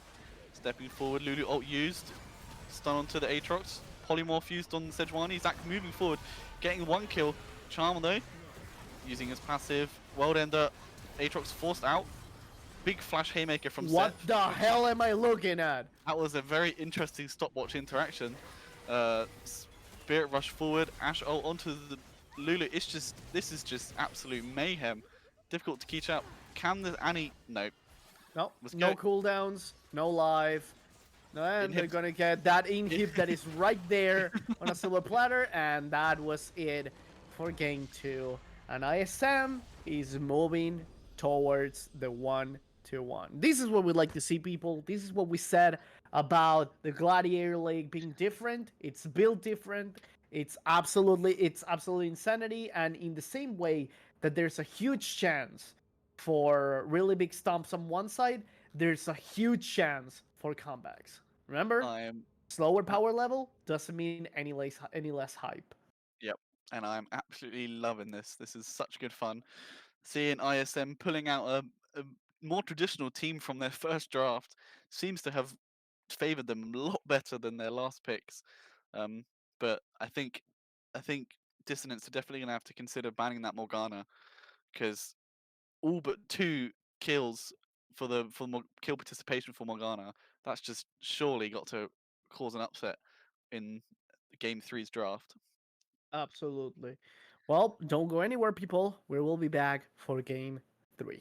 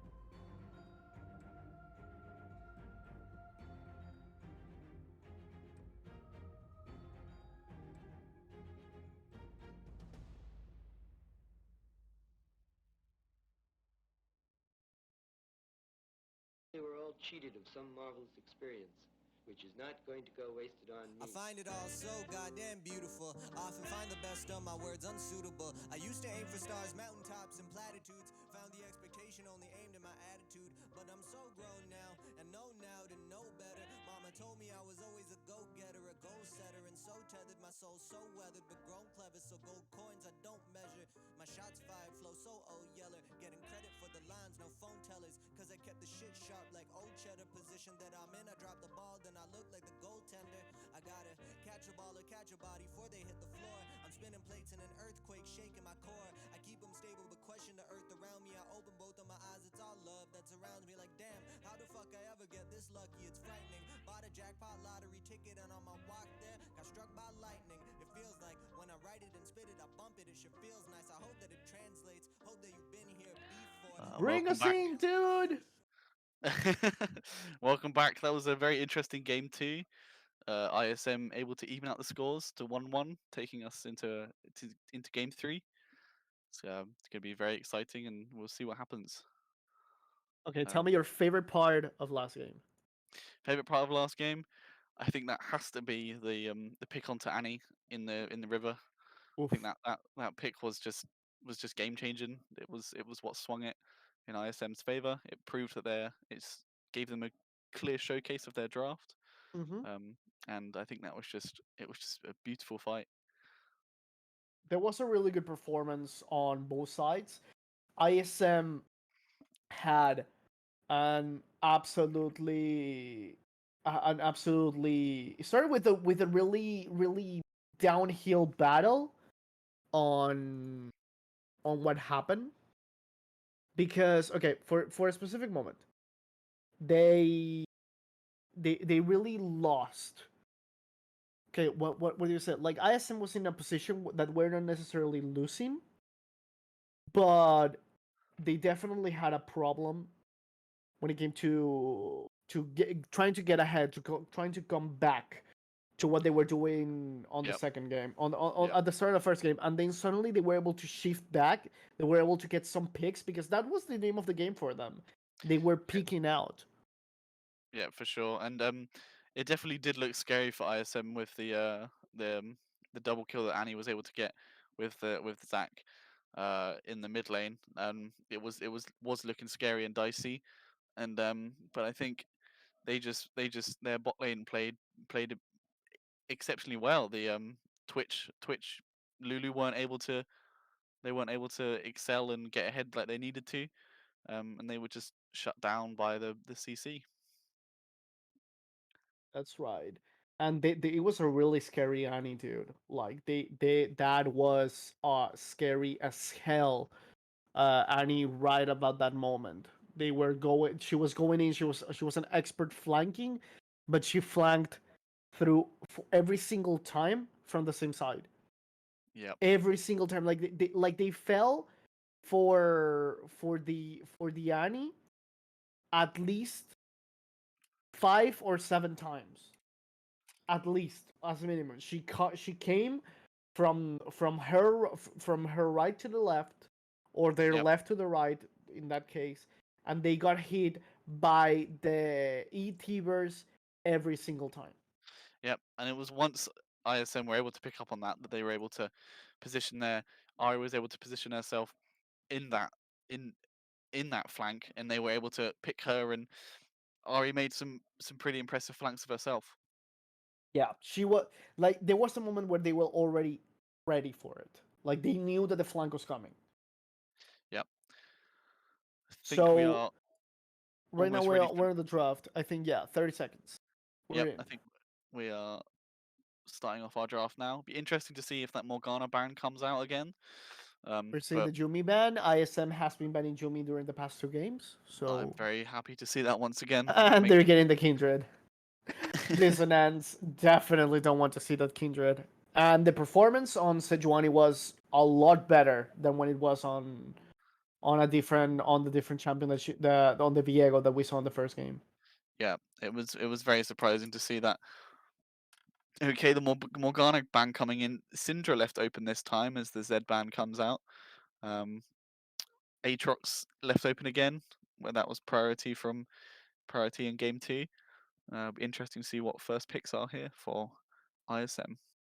We saw the set ban. I once again, just like you said, ISM doesn't want to do anything with that set, and the Morgana ban came back from Dissonance. Yep. The Lux first pick. Maybe we can expect to see a Lux Caitlyn bot lane, or whether or not this Lux is potentially a flex into mid lane. Very interesting to see. Support mid lane, and suddenly the legendary Lux jungle. Lux jungle. Imagine that. Like with the new, like, there are people that already theory crafting on the new season of items, and we're seeing the Kaisa and the Trundle back. The Trundle, like we said before, it's an enabler, and they're bringing the Kaisa back. They're going to what worked on game 1. This is starting to look familiar to game 1, indeed. Yeah, with the Kaiser and the Trundle picks faring them very well. Interesting to note that red side has won both the games so far. Yeah, they're really interesting, and they're bringing back the Ashe. I'm very happy to see a actual ADC picked rather than the Syndra. Not that I think she's a bad champ, but I think she is definitely more successful in a solo lane. That's right. So let's see, what support would work really well with Ashe? Nami, maybe. With Ashe, Lulu, Soraka. Lilia. Definitely not a Lilia though, but a Lilia jungle, it's definitely going to be kind of cool. A Lilia jungle with a good performance can definitely be really strong. Yeah, especially in organized play with those big sleeps coming out. It's definitely going to be see how monumental and potentially just deciding a whole team fight with that. Okay, maybe it's going to be Lux support with Ashe, actually. I think that's quite likely. But it is a flex. It is a possibility that ISM choose to put Lux mid lane and pick a support in the second phase of this Getting champ rid of flex. the Aatrox. I think that's a very Dissonance was using the Aatrox, so they definitely don't want to leave it away. And ISM had the Ornn, are banning the Ornn on Dissonance. So, okay, so we're seeing the Ari ban. Okay, so Yep. they don't want to see any ISM ban. And now ISM banning out the top laners. Maybe they've got a pick that they've got in mind for the top lane. They want to facilitate. Maybe it's some sort of playmaking top lane. Maybe something like a Fiora potentially, or whether or not they'll pick a tank again. we're seeing the Nico. Nico, which is actually a really good mid laner. I think so. Yeah, I think And you can flex it to top lane if you're brave. that is a very true possibility. I think Nico is definitely a good team fighting pick, especially with the Nautilus knock up into the Nico. Could be a very devastating team fight. But it'll be interesting to see what ISM pick in their last two picks. We're seeing the Victor. The Victor was banned on Dissonance That's true. side Last game. against ISM. So they're bringing back the set, and they have the Victor. I think they have a really consistent team on their side. ISM definitely concocted something that has really good picks in general, and everything goes in line. They're looking for the Maokai, which is definitely going to be Maokai top. Yep. I don't think Trundle top would be good at all. I think we can expect to see the Maokai top into this set. I think ISM have got a very good draft this coming into this game. They've got strong CC in terms of Ashe and the Lux, and there's E from the set. I think they've definitely got lots of strong AP damage from Lilia, Lux, and Victor, and then Ashe will be their main AD. Yeah, they don't 80 have like force. a tank, so Nope. that could pose a threat to them. But they pack a lot of DPS and true damage, which could balance it out. No, it's definitely going to be an interesting game, and I think And Timeless the win Dissonance. condition on Dissonance is definitely going to be the Kaisa. Yeah, And I maybe think the Nico. We came to never underestimate Dissonance's mid laner. We came to that conclusion that don't underestimate him. Yeah, That's pretty much it. even picking champions which we might not necessarily agree with, we can definitely see and have learned from last game that the potential of that from being But you know rather what? volatile. You know what? Good for him. Exactly. Because the guy he's the one that is playing, not us. Exactly. So that's pretty much cool. So we're gonna go into a little bit of continue our conversation to remind you to go once again. Who won the draft? Last time we were 100% on point to the fact that it was ISM's pick in general that was a Yep. little bit more consistent than the Annie pick that they had on Dissonance's side. What is your take now? I think Timeless Dissonance have got a very good draft this game. I think they've got a very traditional front to back, um, not front to back, but they got very traditional tanks and bruisers CC, magic damage control mage, and then Kaiser seems to be very good strong ADC as we saw in the first game. Back to a comfort pick and able to follow up with the Nautilus, Maokai, and even Trundle with the ult. So I think it's definitely going to be. I think my vote is on Timeless Dissonance. Okay. Yeah, because you can always bet on the tanks, right? There's Yep, a chance that they will be able to survive. They are annoying, and yep, I think ISM once again is relying on picks, which definitely worked last game. yep, for sure. But yeah, it can go any way for this game because any game is a new game, any new game is a blank slate, and any blank slate means that there's a huge chance for them to bounce back. No, for sure. And I think ISM with the Lux Ash, I think that's very similar to the Morgana Ash. We've definitely got a comfort style coming out from ISM support.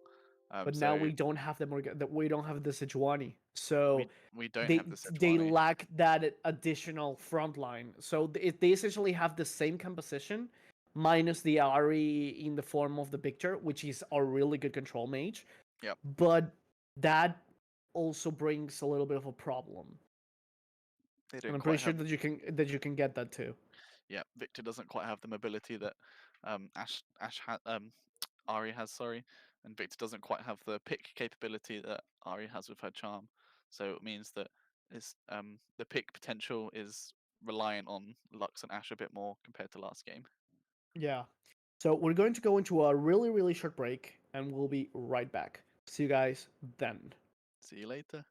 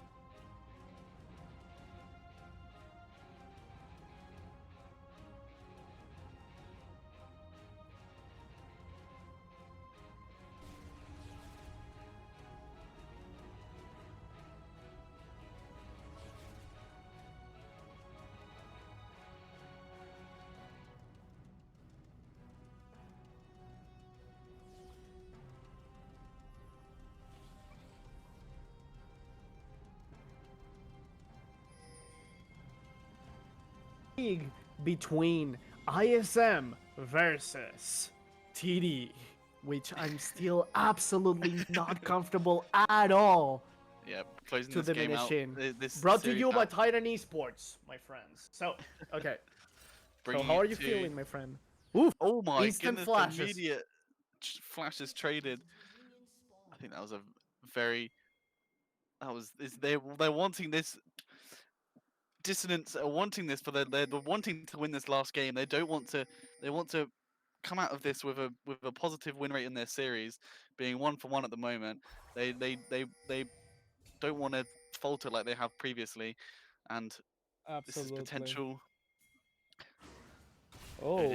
Getting awards, poking coming down onto Maokai, Trundle stepping forward, Lilia being here. Ooh, That one, no. Trundle, I got boozled.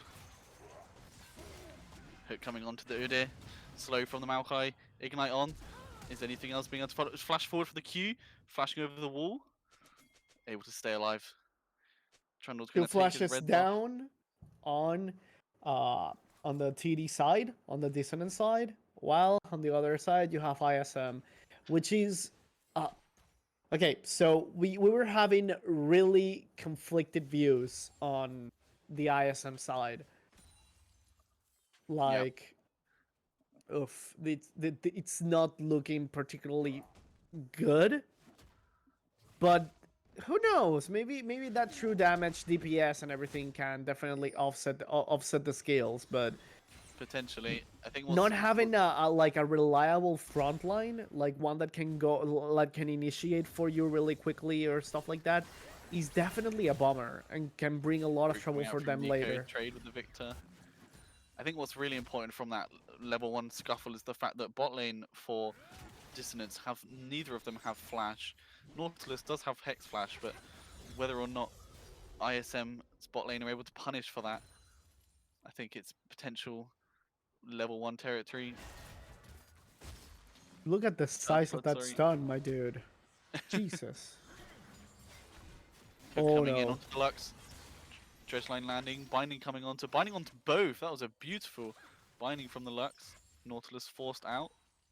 Trundle hovering in the river, not really wanting to do much. Trundle heading towards mid lane. Can we expect to see something here? No, it Maybe does not the look Victor like is it. really safe, and he knows that he doesn't have any vision, so he wants to bait out uh, a Coming small onto gank on Maokai. one side or another. Yeah, Maokai now running low on mana. Interesting to see what happens there. Big wave.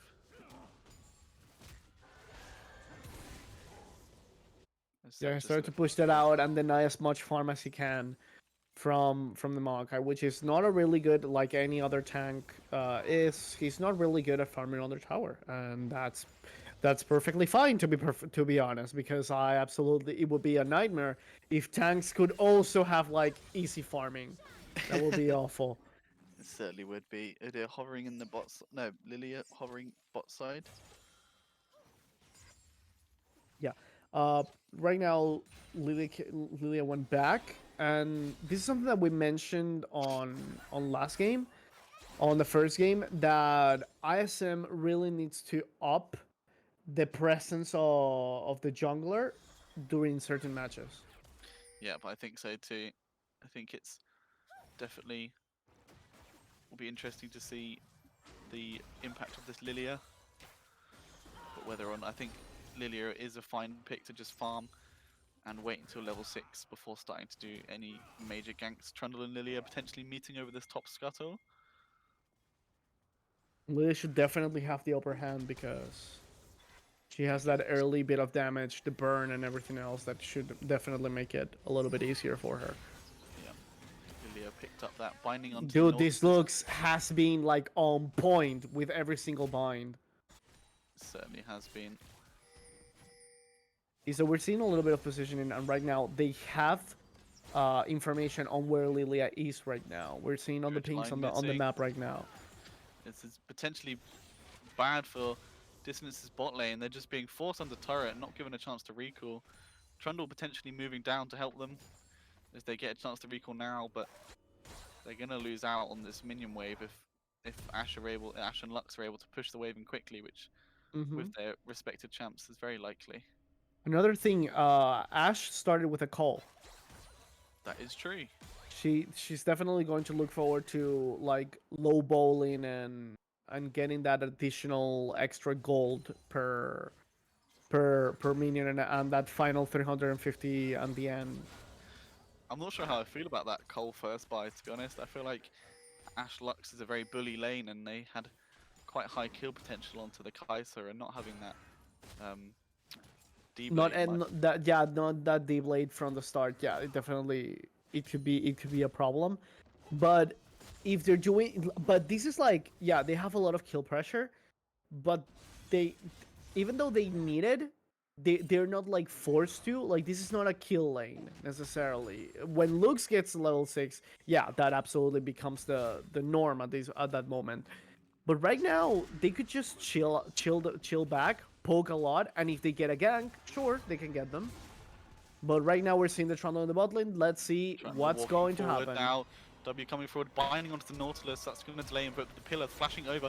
Flash dredge line onto Lux, absolutely demolished. Passive coming out from Nautilus to delay the Ash, but not quite able to follow. That was Was really a good. The fact that Lux was not able to land the second bind was definitely what ended up getting her. I think so as well. That flash was absolutely despicable, and at the same time, the Nautilus regained flash. It's already 6 minutes, so he definitely got it back and was able to use it straight away. Indeed. The flash dredge line was what secured that kill. I think the flash over the pillar was almost let Lux get away, but Did you see that? did Ash just steal the dragon? She did. Was it just with a W? Yes. I did not see that. Why did directing cam not show me that? That's all good though. No, That's- it showed for like a split second on the screen, like for just a moment showed the W, and that was it. Well, that's massive from Okay, the side of she tipped the ISM. scales. Like even though they got ganked and gave out first blood, they got first Trundle's straight. coming for the gank again, flashing forward. The slow from Luxie though, meaning that he's not quite able to find anything. Ash proccing the ghost. Pillar missing, just poking them out. Ash and Lux using their range advantage over the Kai'Sa. Just got to be careful for the dredge line though, because dredge line closes the range advantage that they have, allowing the Kai'Sa burst. I'm still really flabbergasted at the fact that she was able to get that. Like That's gonna it's be not a something tilter. that you expect. Nope. That's not something Like sure, every time you're using a Drake, you know that there are 3 people on the pit. You always throw an ability in the hopes that And you're in the going to get it. And in a game 3 like this, that can't be something that's happening. Okay, Blast Cone coming over, binding onto the Trundle. Slow place down, Ash ult onto the Kai'Sa, potentially saving him as we see in the mid lane trades going on. Cutting back and forth between mid lane and bot lane. And top lane is like a slugfest. They're just Set has got quite a big minion advantage, but it really is just a slugfest. Tanks battling it out. Not really much else happening, but Set's quite happy to sit there and farm. Also bought the coal with a 20 minion lead. it's hard. The lead, the coal is, your internet is being cold. Is just bruising, going forward, back and forth. Dredge line missing, going wide, using the ult still. Ash is out of ammo, out of mana. Ignite, Kai'Sa ult.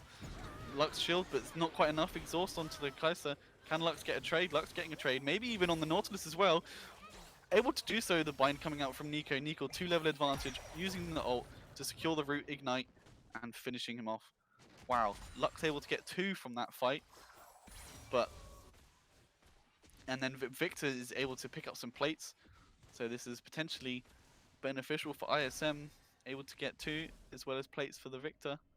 I think they'll be fairly happy with that. Remember something that we said about how essentially Ashe is like an enabler on ADC, and the same applied to Morgana. Yep. I think that's definitely the case. This Lux is doing lots of damage in the bot lane. Nautilus looking for the looking for Victor mid lane. Beautiful flash from Victor, trying to get out of dredge line, but Nautilus not wanting to continue. It almost looked like he backstepped into the trundle, but putting himself in a better position to flash over the wall to avoid being hit by any sort of dredge line that could have came out. Beautiful flash there. Rift Herald being used up top, Lilia landing the E onto the Maokai. Maokai just not really sure what he can do here.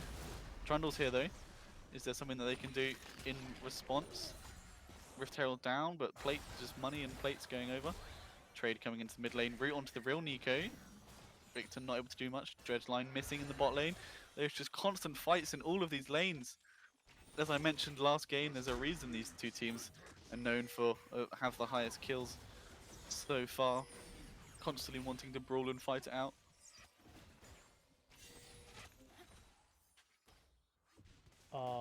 Okay, I was kind of muted. I'm so sorry. Are you okay? Yeah. I suddenly disappeared from this plane of existence. That's all good. I think we were. It's just been lots of fights and brawls, so. Yeah, it's been Discord. So what I was saying was that Lux is still essentially a mid laner.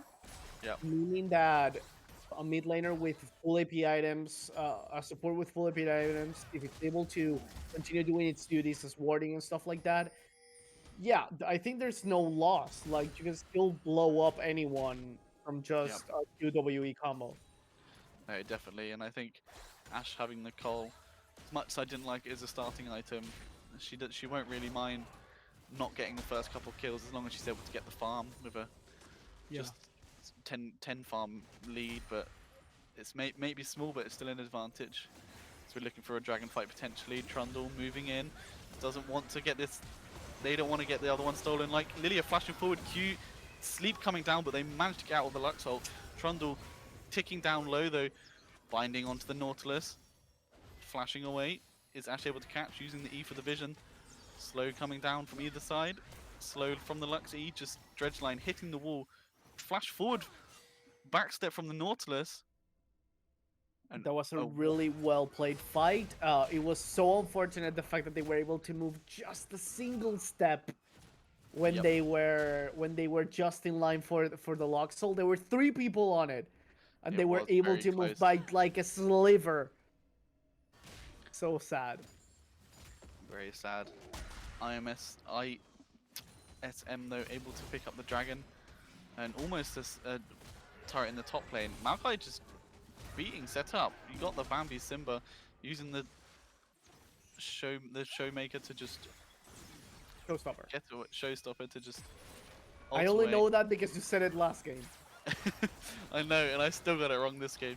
This kid's haymaker, showstopper, showmaker.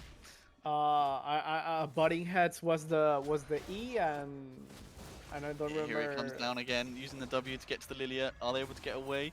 Using the flash to avoid the Lilia W.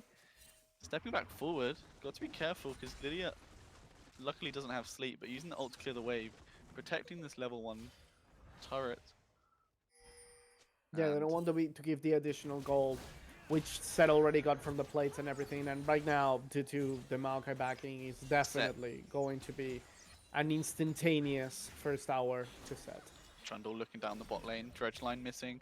Emote coming out from Ashe as she knows that she's relatively safe when that misses.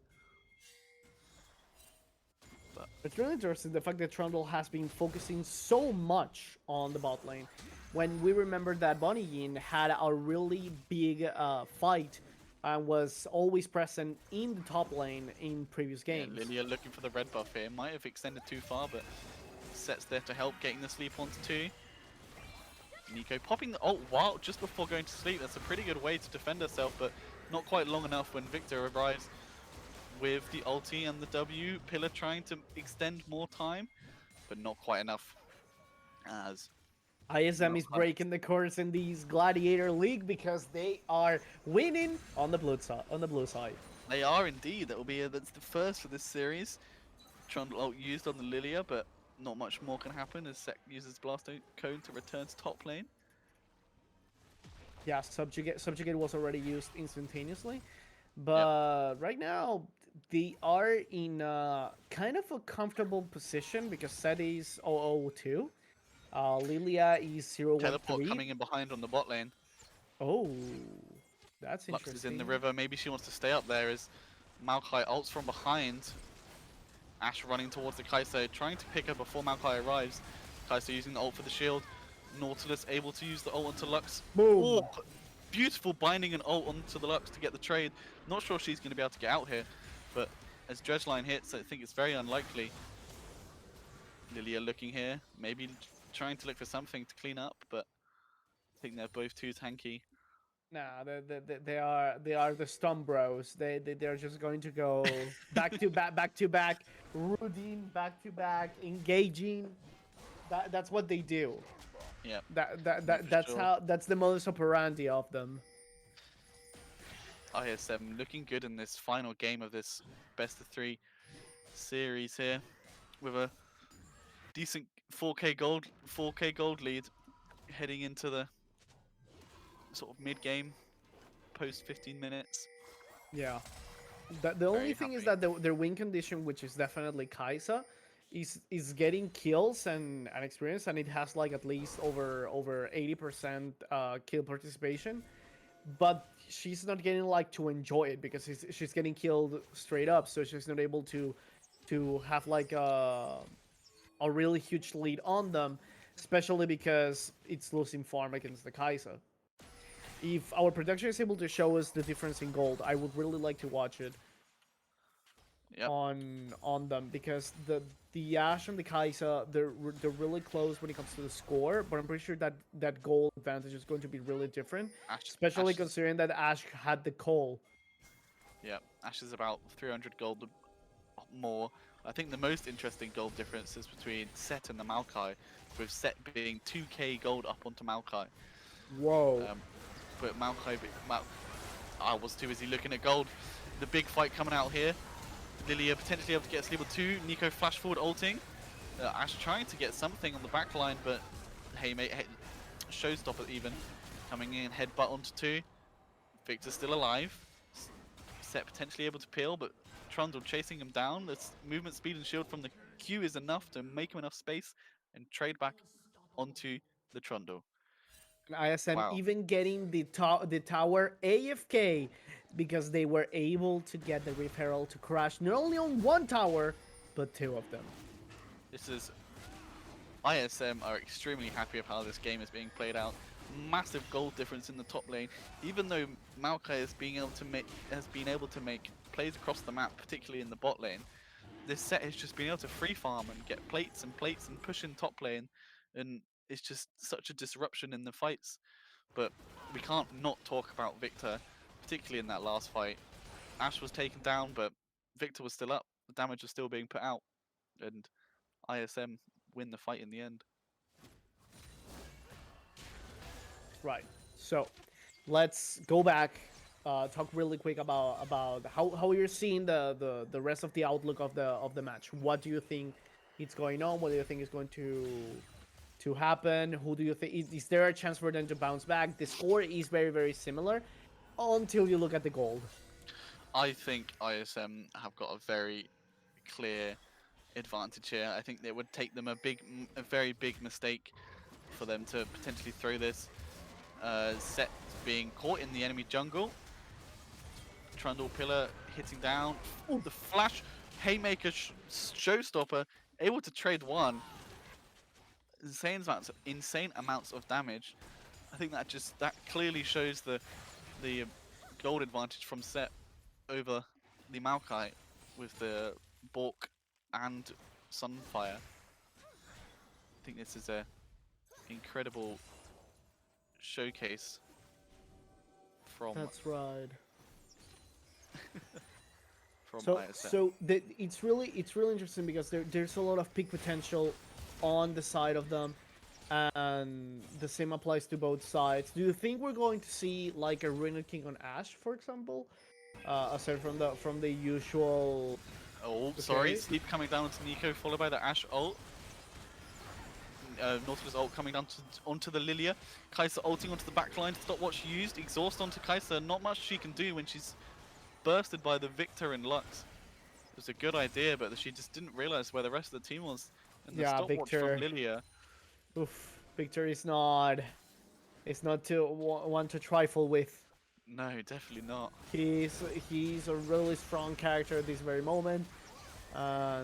It has all the damage, all the control, all the CC, and all of everything. Mr. Potate looking for a pick here potentially as ISM start up the Baron and finish it quick succession. Absolutely. It's okay. We're seeing the 12-10, and even though the score seems pretty similar from one side to another, there's a lot of things that are changing all around when we're seeing all of this. I think the scores are very close, but I also think that the goal difference is just almost up to 10k at this point, and There's a chance for them to bounce back due to the bounties.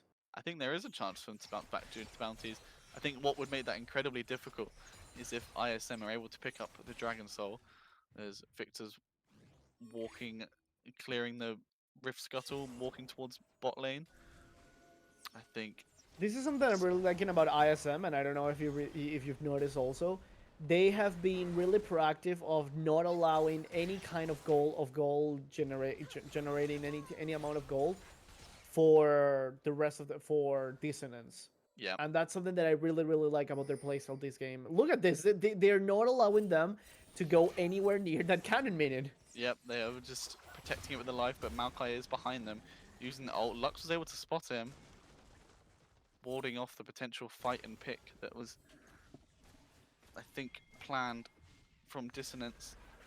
It's just the vision in the vision in the red side jungle is just putting Dissonance in a bigger disadvantage when looking for potential flanks.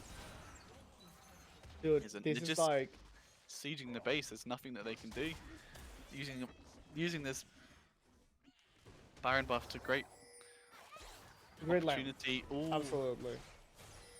almost land from the Nico stun. Flash over from the Nautilus. Oh Dredgeline hitting the wall. no!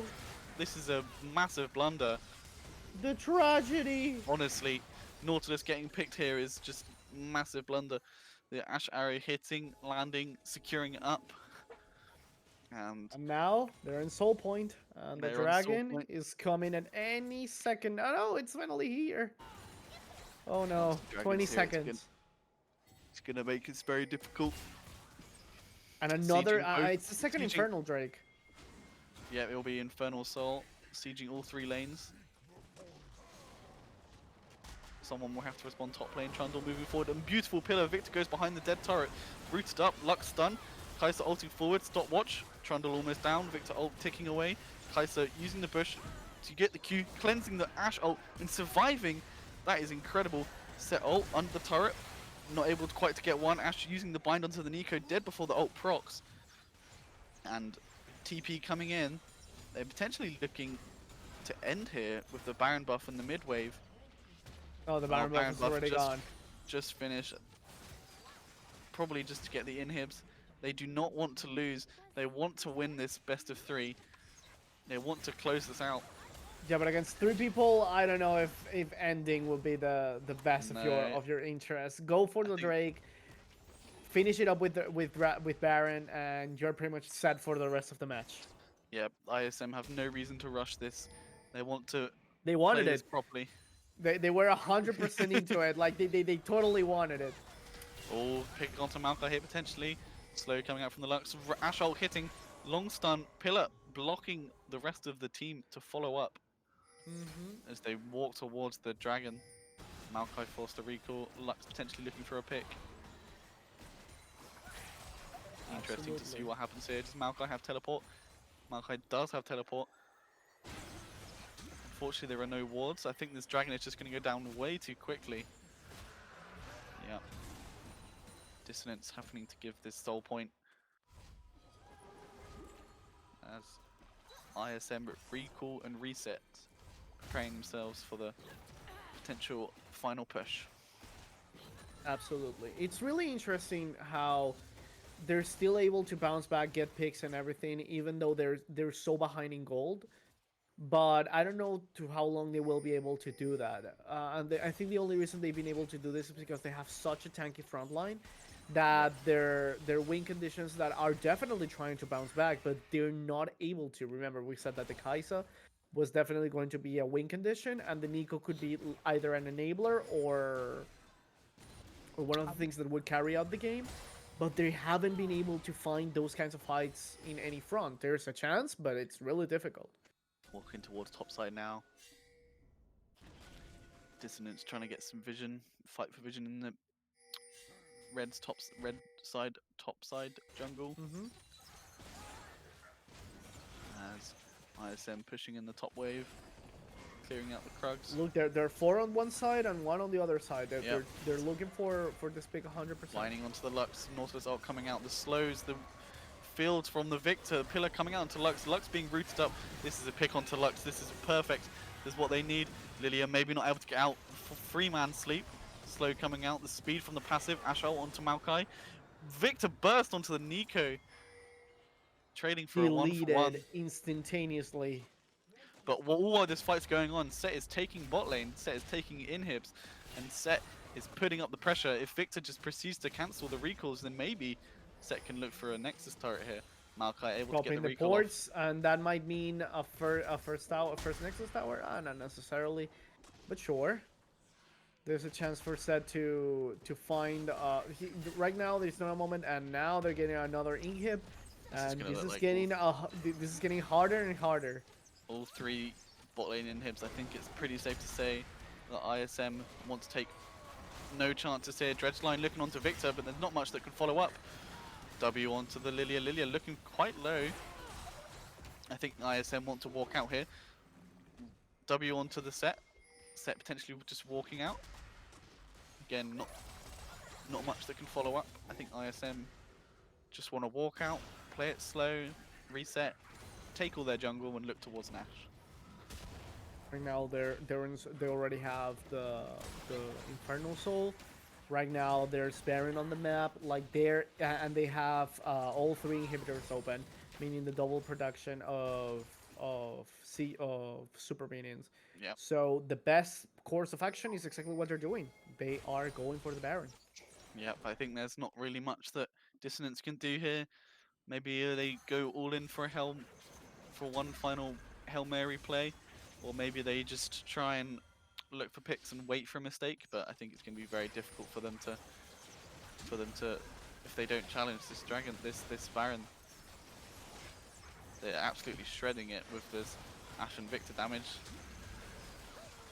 Lux staying over the other side of the pit in case there's a pick, but there's just nothing that they can do. Awesome. So right now, we just need to look forward to it. Let's just see how these hopefully last minutes of the game will be. This is the final fight. Lux picked on the side. Ult coming through. Kai'Sa ulting out of the way. No one's down so far. Nautilus ticking. Lux very low. That was the incredible Kai'Sa ult. Getting out of the Lux ult. Lux going to take a base recall, empowered recall. Ash potentially caught here. Ash potentially caught. Nico flashing forward with the ult. One shot and destroyed. Lilia potentially trying to return the favor. And Lilia and Victor's damage is completely destroying the Nico. Maokai ult used to force the rest of ISM out of the base. As they are What the hell is this pushing through. person doing? They are pushing through. The inhib destroyed again. It's ISM are needing to be careful. All 3 waves. They need to empower all 3 waves with the Baron, and then there's not really much that Dissonance can do to defend these turrets. Maokai forced to They're flash getting out. overwhelmed. They really are. Not really sure what else they can do. Trundle looking on the side, Pillar onto the Lux. Set using the Haymaker to push out the Kai'Sa, getting one. Lux rooting. Maokai potentially, Ash ult coming in wide from the base. Nico trying to pick onto Victor, using the ult. Victor flashing out of the way. And I think that is the closure for Game 3 in this best of three for Gladiator League, produced and brought to you by Titan Esports. Absolutely. In the end, ISM All Star Gold was able to bounce back and get a full undefeated run up to this very moment in week 3. They have done exceptionally well, being able to go 3-0 being able to go 3-0 in these last 3 weeks. It was looking close in game 2, but ISM able to keep their flawless series and adjust their draft accordingly, Fun allowing them fact. to. Fun fact, these guys always go 2-1. This is the third time in 3 weeks that they've gone 2-1. Well, that's just consistency. That's what we like to see. Yeah. If it ain't broken, we don't need to fix it. Exactly. Well, in That's- the end, final thoughts on how they perform, what they were doing. What do you think they should do to make it better? Tell me. I think that Victor was the performance on Victor was just stunning there. Again, Mm-hmm. 7-0, just doing absolutely amazing. I think we also need to highlight Mr. Potate again with his Lux. Not quite the Morgana, but just still proved to have so much impact for the team. Um, just doing so much work in the bot lane. I think this um, ranged mage and Ash combo is something that other teams are going to have to look out for and Mm-hmm. potentially focus with their bans, because it just proved itself to be completely monumental and potentially is what decided them the games. I think they did incredibly well. Absolutely. Yeah, I think it was a potentially it was looked like it could be close early. But I'm kind of disappointed with the Nico pick. We kind of expected it to potentially be like the Annie pick and for it to be something quite unexpected. But still prove itself. But I think I think we definitely would have seen better results on the Yeah. Annie rather than the Nico. It's really interesting everything that's going on when it comes to uh like w- everything that happened, everything that went on one side to another, how they were able like everything went well Yep. for our guys at ISM during the third game more than it did in the second game. Like in the second game, there was like a moment where they were head to head and they just popped off later. Yep. But dude, in this game, it was completely different. Like It was. they felt like they were in control most of the time. Yeah, definitely. I think after their game 1 draft, I think they thought, right, we've done some trolling, time to pick the champs that we're comfortable on and we can prove ourselves with and win and sweep the last 2 games. I think they did very well. Absolutely. Okay, so final thoughts. Did you like your first time casting at the Gladiator League? I absolutely loved it. If I can expect to see more games like this with more chaos, more constant fighting, then I will certainly be back and I will certainly be looking forward to it. I hope I've done a good job and I'm look forward to if I'm invited back to continue this. It was definitely good fun. Thank you. You did really well, like legit. Thank you very much. I really did like it, and I really enjoyed casting with you. So, final As did thoughts I. here. Our production was fantastic. Thank you, Lukin, for being Indeed. here. Thank you for Indeed. Titan Thank you. Esports for giving us these amazing space for us to cast to become better. Yep. And finally, thanks to you for appearing, for coming here, for looking at the stream, and for all Yep. your support and feedback. You guys are amazing. Indeed. Thank you very much. And yeah, look forward to being here again. See you guys next week. See ya.